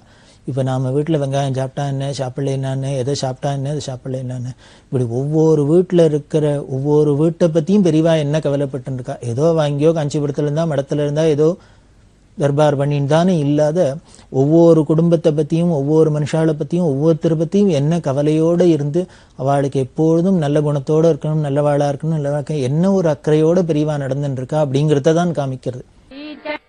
இப்படி மனுஷாளுக்கு ஹிதத்தை பார்க்குறவா இன்னும் பசுமாட்டுக்கு எல்லா ஜீவராசிகளுக்கும் எல்லா சமஸ்த ஜீவன்களுக்கும் இப்படி இதே மாதிரி ஹிதத்தை தானே எதிர்பார்த்துருந்தா. அதுதான் தாயிற் சிறந்த தயாவான தத்துவம் அப்படிங்கிறது. அப்படி இருக்கிற அந்த பசுமாட்டுக்கு நாம் இன்னும் என்னென்னலாம் பண்ணலாம் அப்படிங்கிறத சொன்னால் அவுத்திக்கீரை வாங்கி கொடுக்கலாம் அப்படின்னு. அவுத்திக்கீரை கட்டு வாங்கி போகிற போக்கில் கொடுத்துட்டு போகலாம். ஒன்றும் பெரிய காரியம் இல்லை, கொடுத்தா எவ்வளவு பெரிய புண்ணியம் அப்படின்னு சொல்கிறோம். அந்த பசுமாட்டுக்கு பண்ணுறது அவ்வளவு பெரிய புண்ணியம். பெரியவாளுக்கு ஒரு பெரிய கம்பெனியில் இருந்த பக்தாள்லாம் எல்லாரும் சேர்ந்துட்டு பிக்ஷாவந்தனம் பண்ணுறா. அந்த பிக்ஷாவந்தனத்துக்கு நிறைய பிரமாதமாக சாமான்லாம் கொண்டு வந்திருக்கா. பெரியவா மடத்தில் இருக்கா. மடத்தில் ஒரு பின்னால் ஒரு பெரிய ஹால், அந்த ஹாலில் நடுப்புற பெரியவா உட்காந்துட்டா. ஏன் இங்கே உட்காந்துன்னா அந்த பிக்ஷாவந்தனக்கார அந்த ஹால் முழுக்கலும் சாமானை கொண்டு ஒப்பியிருக்கா பிக்ஷாவந்தனத்துக்கு. அதில் எல்லாம் இருக்குது, மளிகை சாமான்லாம் இருக்குது, இன்னும் கரிகாலாம் இருக்குது, பழங்கள் இருக்குது, எல்லாம் சாமானும் இருக்குது. அதை எல்லாத்தையும் அந்த ஹாலில் கொண்டு வச்சா அதை பார்க்கணுங்கிறதுக்காக பெரியவா வந்தவா அப்படியே உட்காந்துட்டா. உட்காந்துன்னு என்ன பண்ணா, அந்த கரிகால சாக்கில் கோணியில் இருக்கிறதெல்லாம் எல்லாத்தையும் அவுத்து கீழே கொட்டும் அப்படின்னா எல்லா கரிகாயும் கொட்டப்பட்டது. நல்ல பிரமாதமாக பழங்கள்லாம் வேணும், அதெல்லாமே எல்லாத்தையும் இந்த பேக்கெட்டில் இருக்கிறதெல்லாம் கீழே போடுங்கன்னா எல்லாத்தையும் போட்டாச்சு. இப்போ என்ன பண்ணா, மாட்டு கொட்டாயில் போய் எல்லா மாடு கண்ணெல்லாம் அவுத்துன்னு இங்கே கொண்டு வா அப்படின்னு வந்தால் மாட்டு கொட்டாயில் இருக்கிற பசுமாடு கண்ணெல்லாம் வந்துடுத்து. வந்தால் பெரியவா கையை காமிச்சா இந்த பசுமாடு கண்ணெல்லாம் என்ன பண்ணும், வந்ததோ இல்லையோ, இங்கே பழம் இருக்குது, பார்த்தா வாழைப்பழம் இருக்குது, அது இருக்குது, இது இருக்குது, கீரைக்கட்டு இருக்குது, அந்த சாமான் இருக்குது, இந்த கறியா இருக்குது, எல்லாத்தையும் அந்த மாடெல்லாம் மேய ஆரம்பிச்சுடுத்து. பெரியவா நடுப்புற உட்காந்துருக்கா. பயமாக இருக்குது எல்லாருக்கும். இது எதாவது மாடெல்லாம் இப்படி திரும்பி அப்படி திரும்பி ஏதாவது பெரியவாளை காலால் வச்சிருமோ கையால் வச்சிருமோன்னு. ஆனால் அது பாட்டுக்கு பெரியவா அசையாத உட்காந்துருக்கா. எல்லா மாடும் அந்த சாமான்லாம் என்னென்னலாம் சாப்பிடலாமோ எல்லாத்தையும் சாப்பிட்டுது, திருப்தியாக நிற்கிறது. இதை பார்த்துட்டு பரம சந்தோஷமாக ஆனந்தமாக இருந்தா பெரியவா. இதை பார்க்குற அந்த பிக்ஷாவந்தனக்காரர்களுக்கெல்லாம் பரம ஆனந்தமாக இருந்தது. ஆகுதிங்கிறோம் நமக்கு சாஸ்திரத்தில் பார்த்தீங்கன்னா சாப்பிட்றதே ஒரு யஜ்யமாக தான் சொல்லியிருக்கு. சமைக்கிறதே யஜ்யமாக சொல்லியிருக்கு. பாக யஜ்யம் அப்படிங்கிறது, சமைக்கிறது யஜ்யம். யாகம் யஜ்யம் அப்படின்னா ஏதோ மந்திரத்தை சொல்லி இப்படி முன்னாலே நெருப்பு புட்டுண்டு அதில் நெய்யை ஊற்றுறது அதுதான் அப்படின்னு இல்லை. எதுவாக இருந்தாலும் நமக்கு பண்ணுற காரியங்கள் எல்லாமே யஜ்யம்னு சொல்கிறது தான் இந்த மதத்தோட சிறப்பு. சமைக்கிறத பாக யஜ்யம்ங்கிறது, சாப்பிட்றத ஒரு பெரிய யஜ்யம்ங்கிறது. அதனால தான் இந்த சாப்பிட்றதுல அவ்வளவு நியமமாக இருக்கு. யஜ்யம் யஜ்யம்னு சொல்லிட்டா கண்டதை சமைப்புமா, கண்டதை சாப்பிடுவோமா, கண்ட வேளையில் சமைப்புமா, கண்ட வேளையில் சாப்பிடுவோமா, எல்லாத்துக்கும் ஒரு வரமுறைக்கு வந்துடும் இல்லையோ, ஒரு கட்டுப்பாடு வந்துடும். அதுக்காக தானே எல்லாத்தையும் ஒரு ஆராதனையாக ஒரு யஜ்யமாக சொல்லப்பட்டிருக்கு. அதை போல தான் இங்கே எந்த ஜீவராசிகளுக்கு பண்ணினாலும் பெரியவா தனக்கு பண்ணினதாவே தான் ஏற்றுக்கிறதா கீதையில் சொன்னது இப்படி சர்வ சகஜமாக சாதாரணமாக சொல்கிறேன். அப்படி பசுமாட்டுக்கு அந்த கோசம்ரட்சணத்தில் அவளுக்கு பரம குறியாக இருந்தால் தனக்கு பிக்ஷாவந்தனம் பண்ண வர வாழலாமும் அங்கே மடத்தில் உள்ள பசுமாட்டுக்கெல்லாமும் செய்யணும், அதுக்கு தீனியெல்லாம் வாங்கி போடணும், யானை இருந்துன்னா யானைக்கு அது தீனியெல்லாம் போடணும், இன்னும் என்னென்ன இருக்கோ கால்நடைகள் அத்தனைக்கும் எல்லாம் பண்ணணும், இதெல்லாம் பண்ணுறணும் சட்டமாகவே பெரியவா வச்சா. அப்படி பரம பவித்திரமானது அந்த பசுமாடு. அந்த கோ சம்பந்தம் பட்டுவிட்டாலே எந்த தோஷம் இருந்தாலும் போயிடும். பெரியவா தன்னோட இடத்துல தரிசனம் கொடுத்துட்டுருக்கா. ஒரு பக்தர் வந்தார் தரிசனத்துக்கு. அவர் அமெரிக்காவில் இருக்கிறவர், அங்கே உத்தியோக நிமித்தமாக அங்கே இருக்கிறவர். ஆனால் பரம பக்தி பெரியவாள்கிட்ட. இங்கே வந்தோடனே இந்தியாவுக்கு வந்தோடனே முதல்ல பெரியவாளை தரிசனம் பண்ணிட்டு தான் ஆகாரம் பண்ணுறதுங்கிற அளவுக்கு அவர் ரொம்ப தீவிரமாக இருப்பார். ஊரை விட்டு கிளம்பினார்னா அமெரிக்காலேருந்து அங்கே சாப்பிட்டுட்டு கிளம்புறது தான். இந்தியாவுக்கு வந்தோடனே முதல்ல தன்னோட உறவுகாரா அப்படின்னு வீடு வாசல்னு போகாத நேரு பெரியவா இருக்கிற கேம்புக்கு ஸ்நானம் பண்ணி பெரியவாளை தரிசனம் பண்ணிட்டு அப்புறம் தான் ஆகாரம் பண்ணுறது அப்படின்னு ஒரு நியமம் வச்சிருந்தார். அப்படி ஒரு பக்தி அது மாதிரி வந்திருக்கார். அவர் வந்தோடனே தரிசனம் கொடுத்தோன்னே பெரியவா என்ன பண்ணா, போய் சாப்பிட்டுட்டோம் அப்படின்னா அதுக்கு முன்னாலே கார்த்தாலே சொல்லிட்டா, இந்த மாதிரி சோ வருவர், நீ அவருக்கு சாப்பிடாதான் இருக்க, நீ அவருக்கு எல்லாம் ஏற்பாடு பண்ண சமையல் அப்படின்லாம் சொல்லி பண்ணி வச்சுட்டா. அவர் போன சாப்பிட்டு வந்தார். வந்தோன்னு பெரியவா தங்கிட்ட கைங்கரியம் என்றவர்கிட்ட சொல்றா, இவன் என்கிட்ட ரொம்ப பக்தியாக இருக்கான், ரொம்ப பிரியமாக இருக்கான், எங்கேயோ கண்காணாத இருந்தால் கூட என்னையே நினச்சின்னு இருக்கான், அவன் கிளம்பி என்னை பார்க்காத சாப்பிடாம மாட்டேன்னு பட்னியோட வந்து என்னை தரிசனம் பண்ணுறான், அப்பேற்பட்ட இவங்கையால் ஏதாவது வாங்கி சாப்பிட்ணுன்னு எனக்கு ஆசையாக இருக்குது அப்படின்னு சொல்லிவிட்டு இந்த கைங்கரியமிட்ட நான் என்ன இவங்கையால் வாங்கி சாப்பிடலாம் நீ சொல்லேன் அப்படின்னு. அவர் என்ன சொல்லுவார்? ஆப்பிள் வாங்கி சாப்பிடுங்கோ, மலைப்பழம் வாங்கி சாப்பிடுங்கோ, இல்லை ஏதாவது பாதாம் வாங்கி சாப்பிடுங்கோ, பிஸ்தா வாங்கி சாப்பிடுங்கோ சொல்லுவாரா? அவர் பிசாத இருந்தார். சொல்டா என்ன வாங்கி சாப்பிடலாம் அப்படின்னு. அவர் ஒன்றும் பதில் சொல்லலை. உடனே பெரியவாளே என்ன பண்ணா, சரி நானே சொல்கிறேன், அதை போய் வாங்கிட்டு வா, அவனை அழிச்சுன்னு போ, அவன் பணம் கொடுப்போம், நீ போய் இந்த கடையில் வாங்கிட்டு வான்னு. சரி என்னன்னு சொன்னால் பெரியவா சொல்கிறா, கடைக்கு போ, இத்தனை புண்ணாக்கு வாங்கிக்கோ, எள்ளு புண்ணாக்கு வாங்கிக்கோ, 2 கிலோவோ 4 கிலோவோ எள்ளு புண்ணாக்கு வாங்கிக்கோ, தையலையில் வாங்கிக்கோ, வாங்கிட்டு வான்னு. அவர் பயந்து போயிட்டார். பெரியவா என்ன வாங்கி சாப்பிட்லான்னா கடைக்கு போய் எள்ளு புண்ணாக்கு வாங்கிட்டு வான்னா, எள்ளு புண்ணாக்கு பெரியவா சாப்பிட போகிறாளா? ஏன்னா பெரியவா அப்பப்போ பிட்சையில் மாற்றிகிட்டே இருப்பா. இனிமேல் நெல் பொறி இருந்தது, வாழைக்காமாவாச்சு, அதுவாச்சு இதுவாச்சு, அதனால் என்ன வேணால் பெரியவா மாற்றலாம், ஒன்றும் நம்ப முடியாது வாழை. அதனால் இப்போ எள்ளு புண்ணாக்கு மாற போகிறால பயம் வந்துடுத்து. ஐயோ எள்ளு புண்ணாக்கெலாம் சாப்பிடக்கூடாது, என்ன பண்ணுறது அப்படின்னு. நான் முதல்ல என்ன பண்ணலான்னு கேட்டேன், நீ ஒன்றும் பதில் சொல்லலை. இப்போ நான் சொன்னோன்னு ஏன் தடை சொல்கிற? நான் சொன்னது தான், போய் வாங்கிட்டு வா அப்படின்னு. சரி எள்ளு புண்ணாக்கு சாப்பிட்றதுக்கு என்ன இலையில போட்டுன்னு சாப்பிடணுமா? தையல் இலை வேறு ஒரு கட்டு, வேறு வழி இல்லை.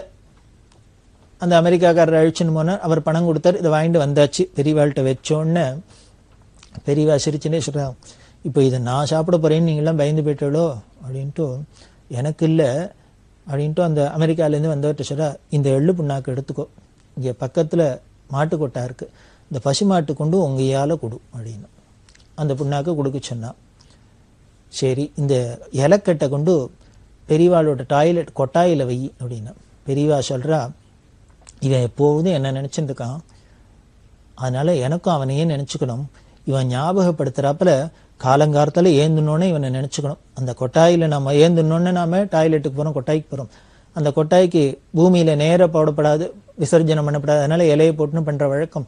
அதுக்கு இலை வேணும், அதுக்கு தையலில் உபயோகப்படுத்துகிற வழக்கம். இந்த தையல் இலையை பார்க்குறதெல்லாம் இவன் ஞாபகம் வரும், காலங்காலத்தில் இவன் ஞாபகம் வந்துடும்.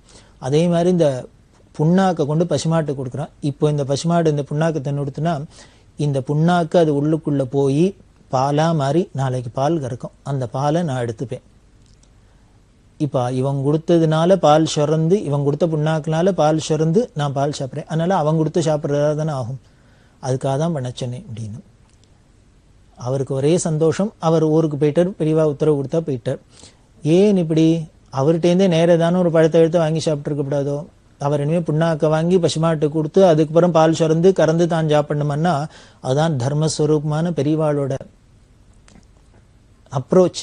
பெரியவா சொல்கிறா, அவன் சொதர்மத்தை விட்டு எங்கேயோ விதேசத்தில் போய் சம்பாதிக்கிறான், என்கிட்ட பக்தி இருந்தால் கூட அந்த வராதனால அந்த சம்பாத்தியத்தினால திரவிய சுத்தி எப்படி இருக்கும்னு சொல்ல முடியாது. அதை நான் நேருக்கு நேர் ஏற்றுனேன்னா அது என்னோட ஆசிரமத்துக்கு தர்மம் இல்லை.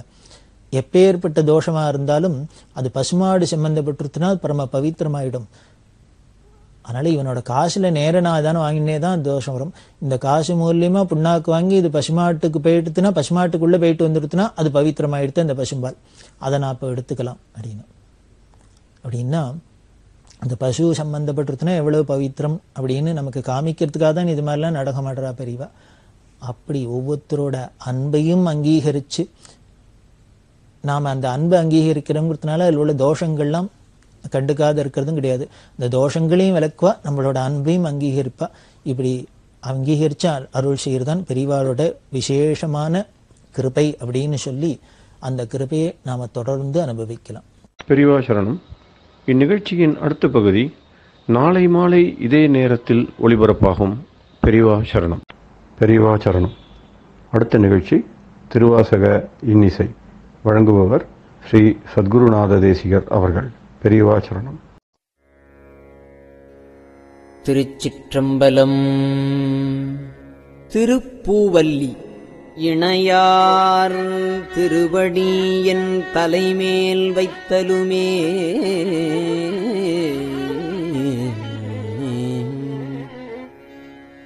துணையான சுற்றங்கள்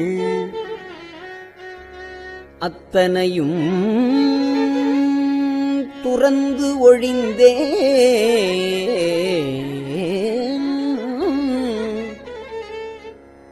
அணையார் புனல் தில்லை அம்பலத்தே ஆடுகின்ற புனையாளன்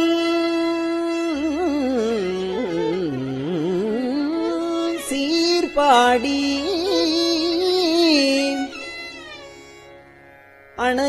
அணையார் புனல் தில்லை அம்பலத்தே ஆடுகின்ற புனையாளன் சீர்பாடி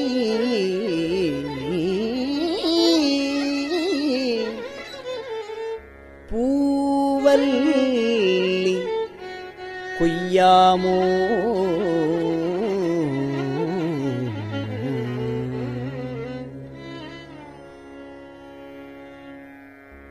எந்தை என் தாய் சுற்றம் மற்றும் எல்லாம் என்னுடைய பந்தம் அறுத்து என்னை ஆண்டு கொண்ட பாண்டிப்பிரான்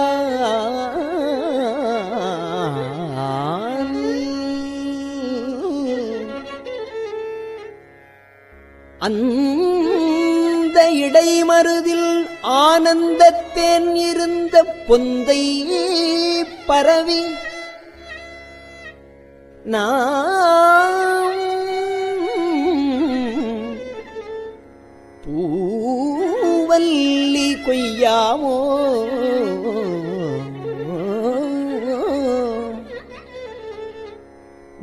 ஞாயிற்கடைப்பட்ட நம்மையும் ஓர் பொருட்படுத்து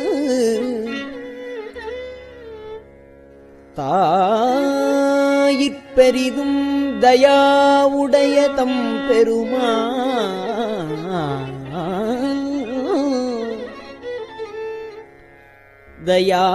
தயாவுடைய தம் பெருமான்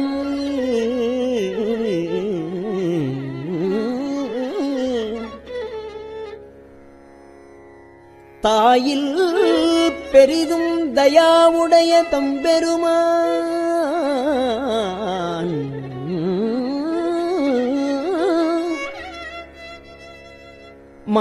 மாயப் பிறப்பறுத்து ஆண்டான் என் வல்வினையின் வாயில் பொடியட்டி பூவல்லி கொய்யாமோ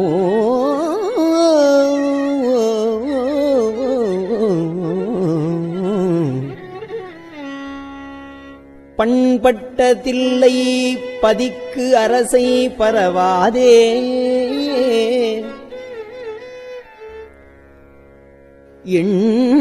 எண்பட்ட தக்கன் அருக்கன் எச்சன் இந்து அனல்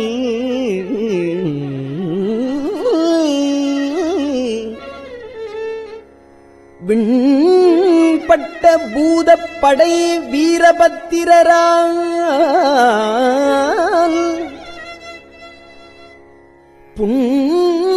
புண்பட்டவா பாடி வீரபத்திரரால் புண்பட்டவா பாடி பூவல்லி கொய்யாமோ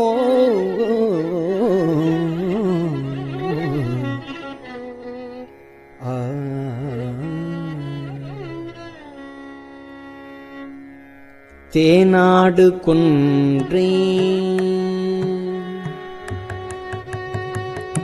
தேன் ஆடு கொன்றை சடைக்கணிந்த சிவபெருமான் தேனாடு கொன்றை சடைக்கணிந்த சிவபெருமான் ஊனாடி நாடி வந்து உள்புகுந்தான் தேனாடு கொன்றை சடை கணிந்த சிவபெருமான் ஊனாடி நாடி வந்து உள் புகுந்தான் உலகர் முன்னே நானாடி ஆடி நின்று ஓலமிட நடம் பயிலும் நானாடி ஆடி நின்று ஓலமிட நடம் பயிலும் வானாடர் கோவுக்கே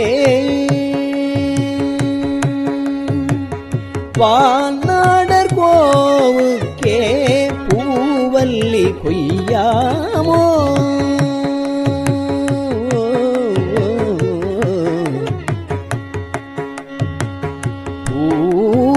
பூவல்லி கொய்யாமோ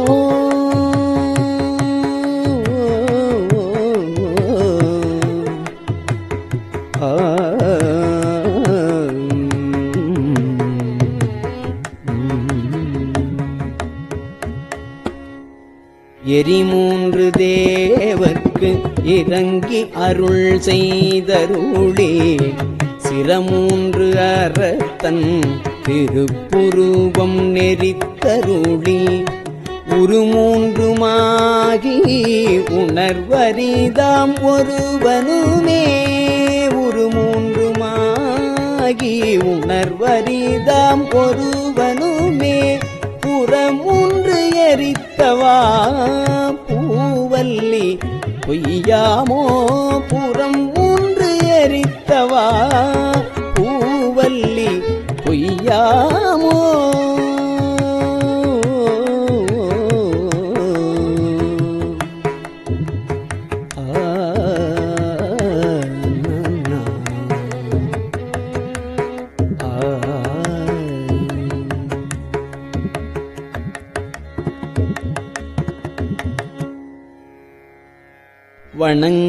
வணங்கத் தலை வைத்து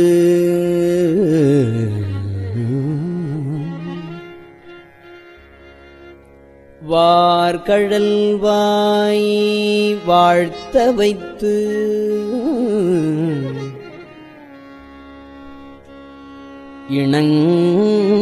இணங்கத் தன் சீர் அடியார் கூட்டமும் வைத்து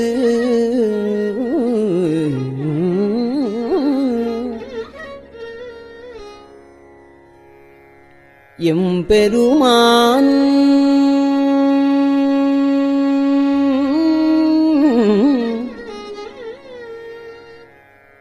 அணங்கொடு அணிதில்லை அம்பலத்தே ஆடுகின்ற குணம் கூறப்பாடி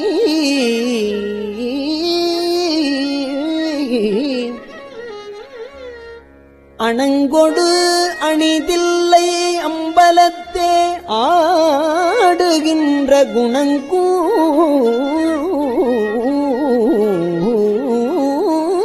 குணங்கூறப்பாடி நாம் பூவல்லி கொய்யாமோ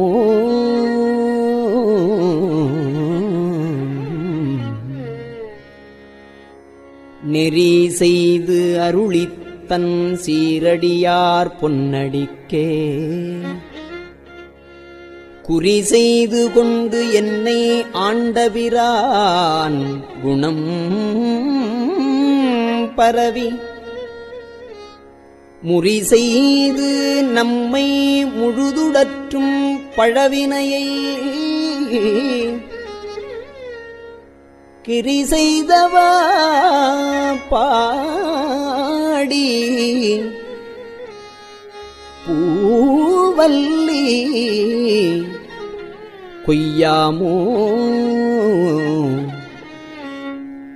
பன்னாள் பரவி பணி செய்ய பாதமலர்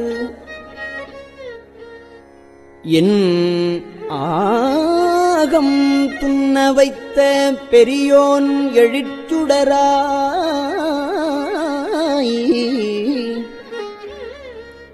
கல்நார் உரித்தன்னை ஆண்டு கொண்டான் கடல் இணைகள்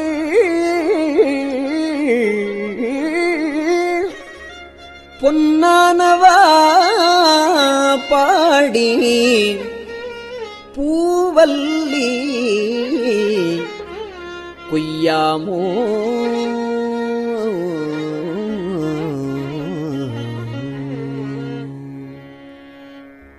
பேராசையாம்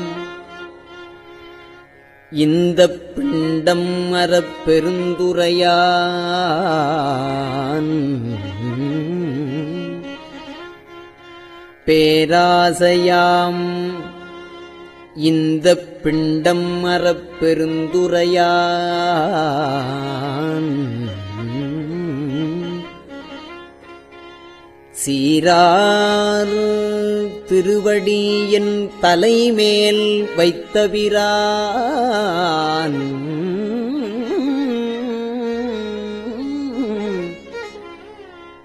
காரார் கடல் நஞ்சை உண்டு உகந்த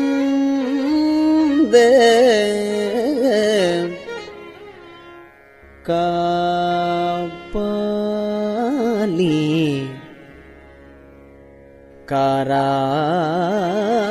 காரார் கடல் நஞ்சை உண்டு உகந்த காபாலி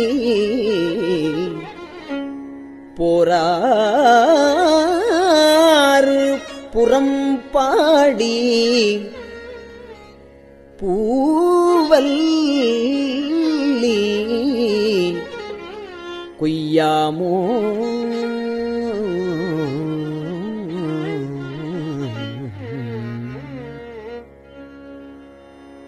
திருச்சிற்றம்பலம். பெரியவா சரணம். இந்நிகழ்ச்சியின் அடுத்த பகுதி நாளை மாலை இதே நேரத்தில் ஒளிபரப்பாகும். பெரியவா சரணம். பெரியவா சரணம்.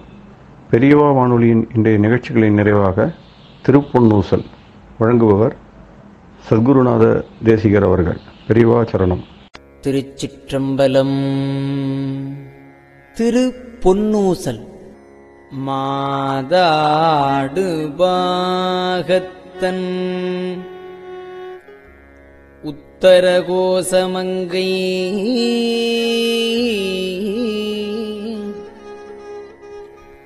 தாதாடு குன்றை சடையான் அடியாருள்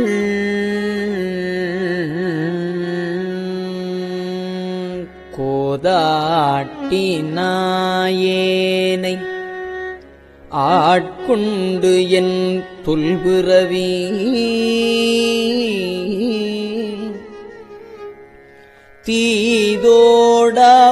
தீதோடவண்ணம் திகழ பிறப்பறுப்பான் காதாடு குண்டலங்கள் பாடி கசிந்து அன்பான்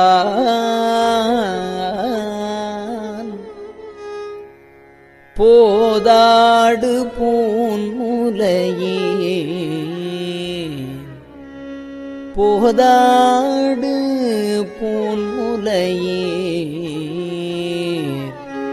பொன்னூசல் ஆடாமோ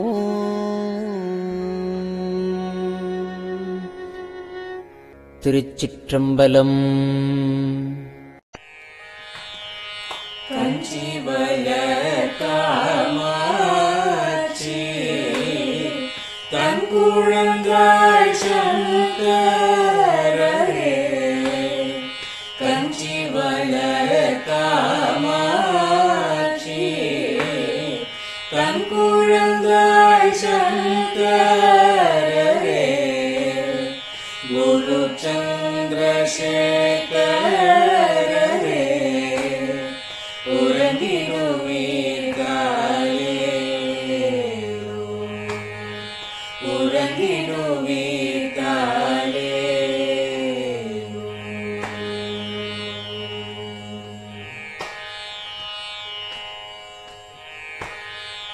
ஆதிகுரு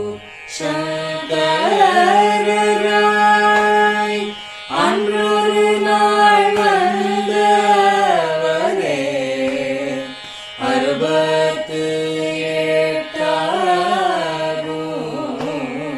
பீட்டபதி தாரே ஏழுலகும் பூப்பவரே காப்பவரே கடப்பவரே எல்லோர்க்கும் அருள்பவரே உலகிடுவீத்தாரே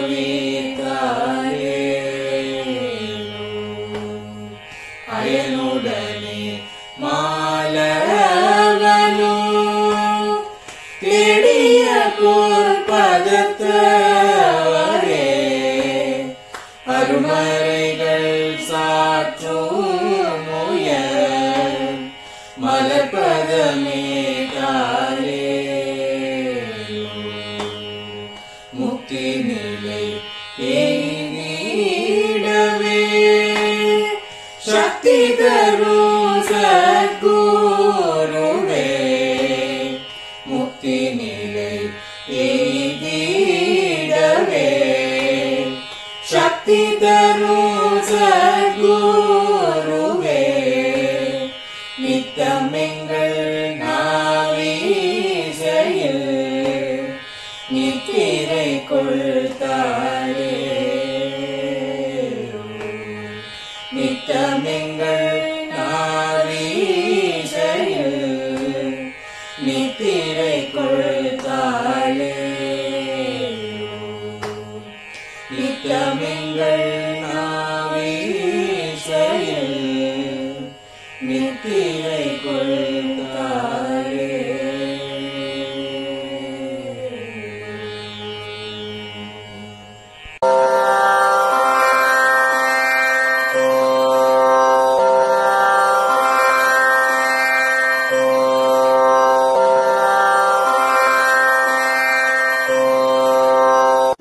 பெரியவா சரணம். பெரியவா வானொலியின் மாலை நிகழ்ச்சிகள் இத்துடன் நிறைவடைகின்றன.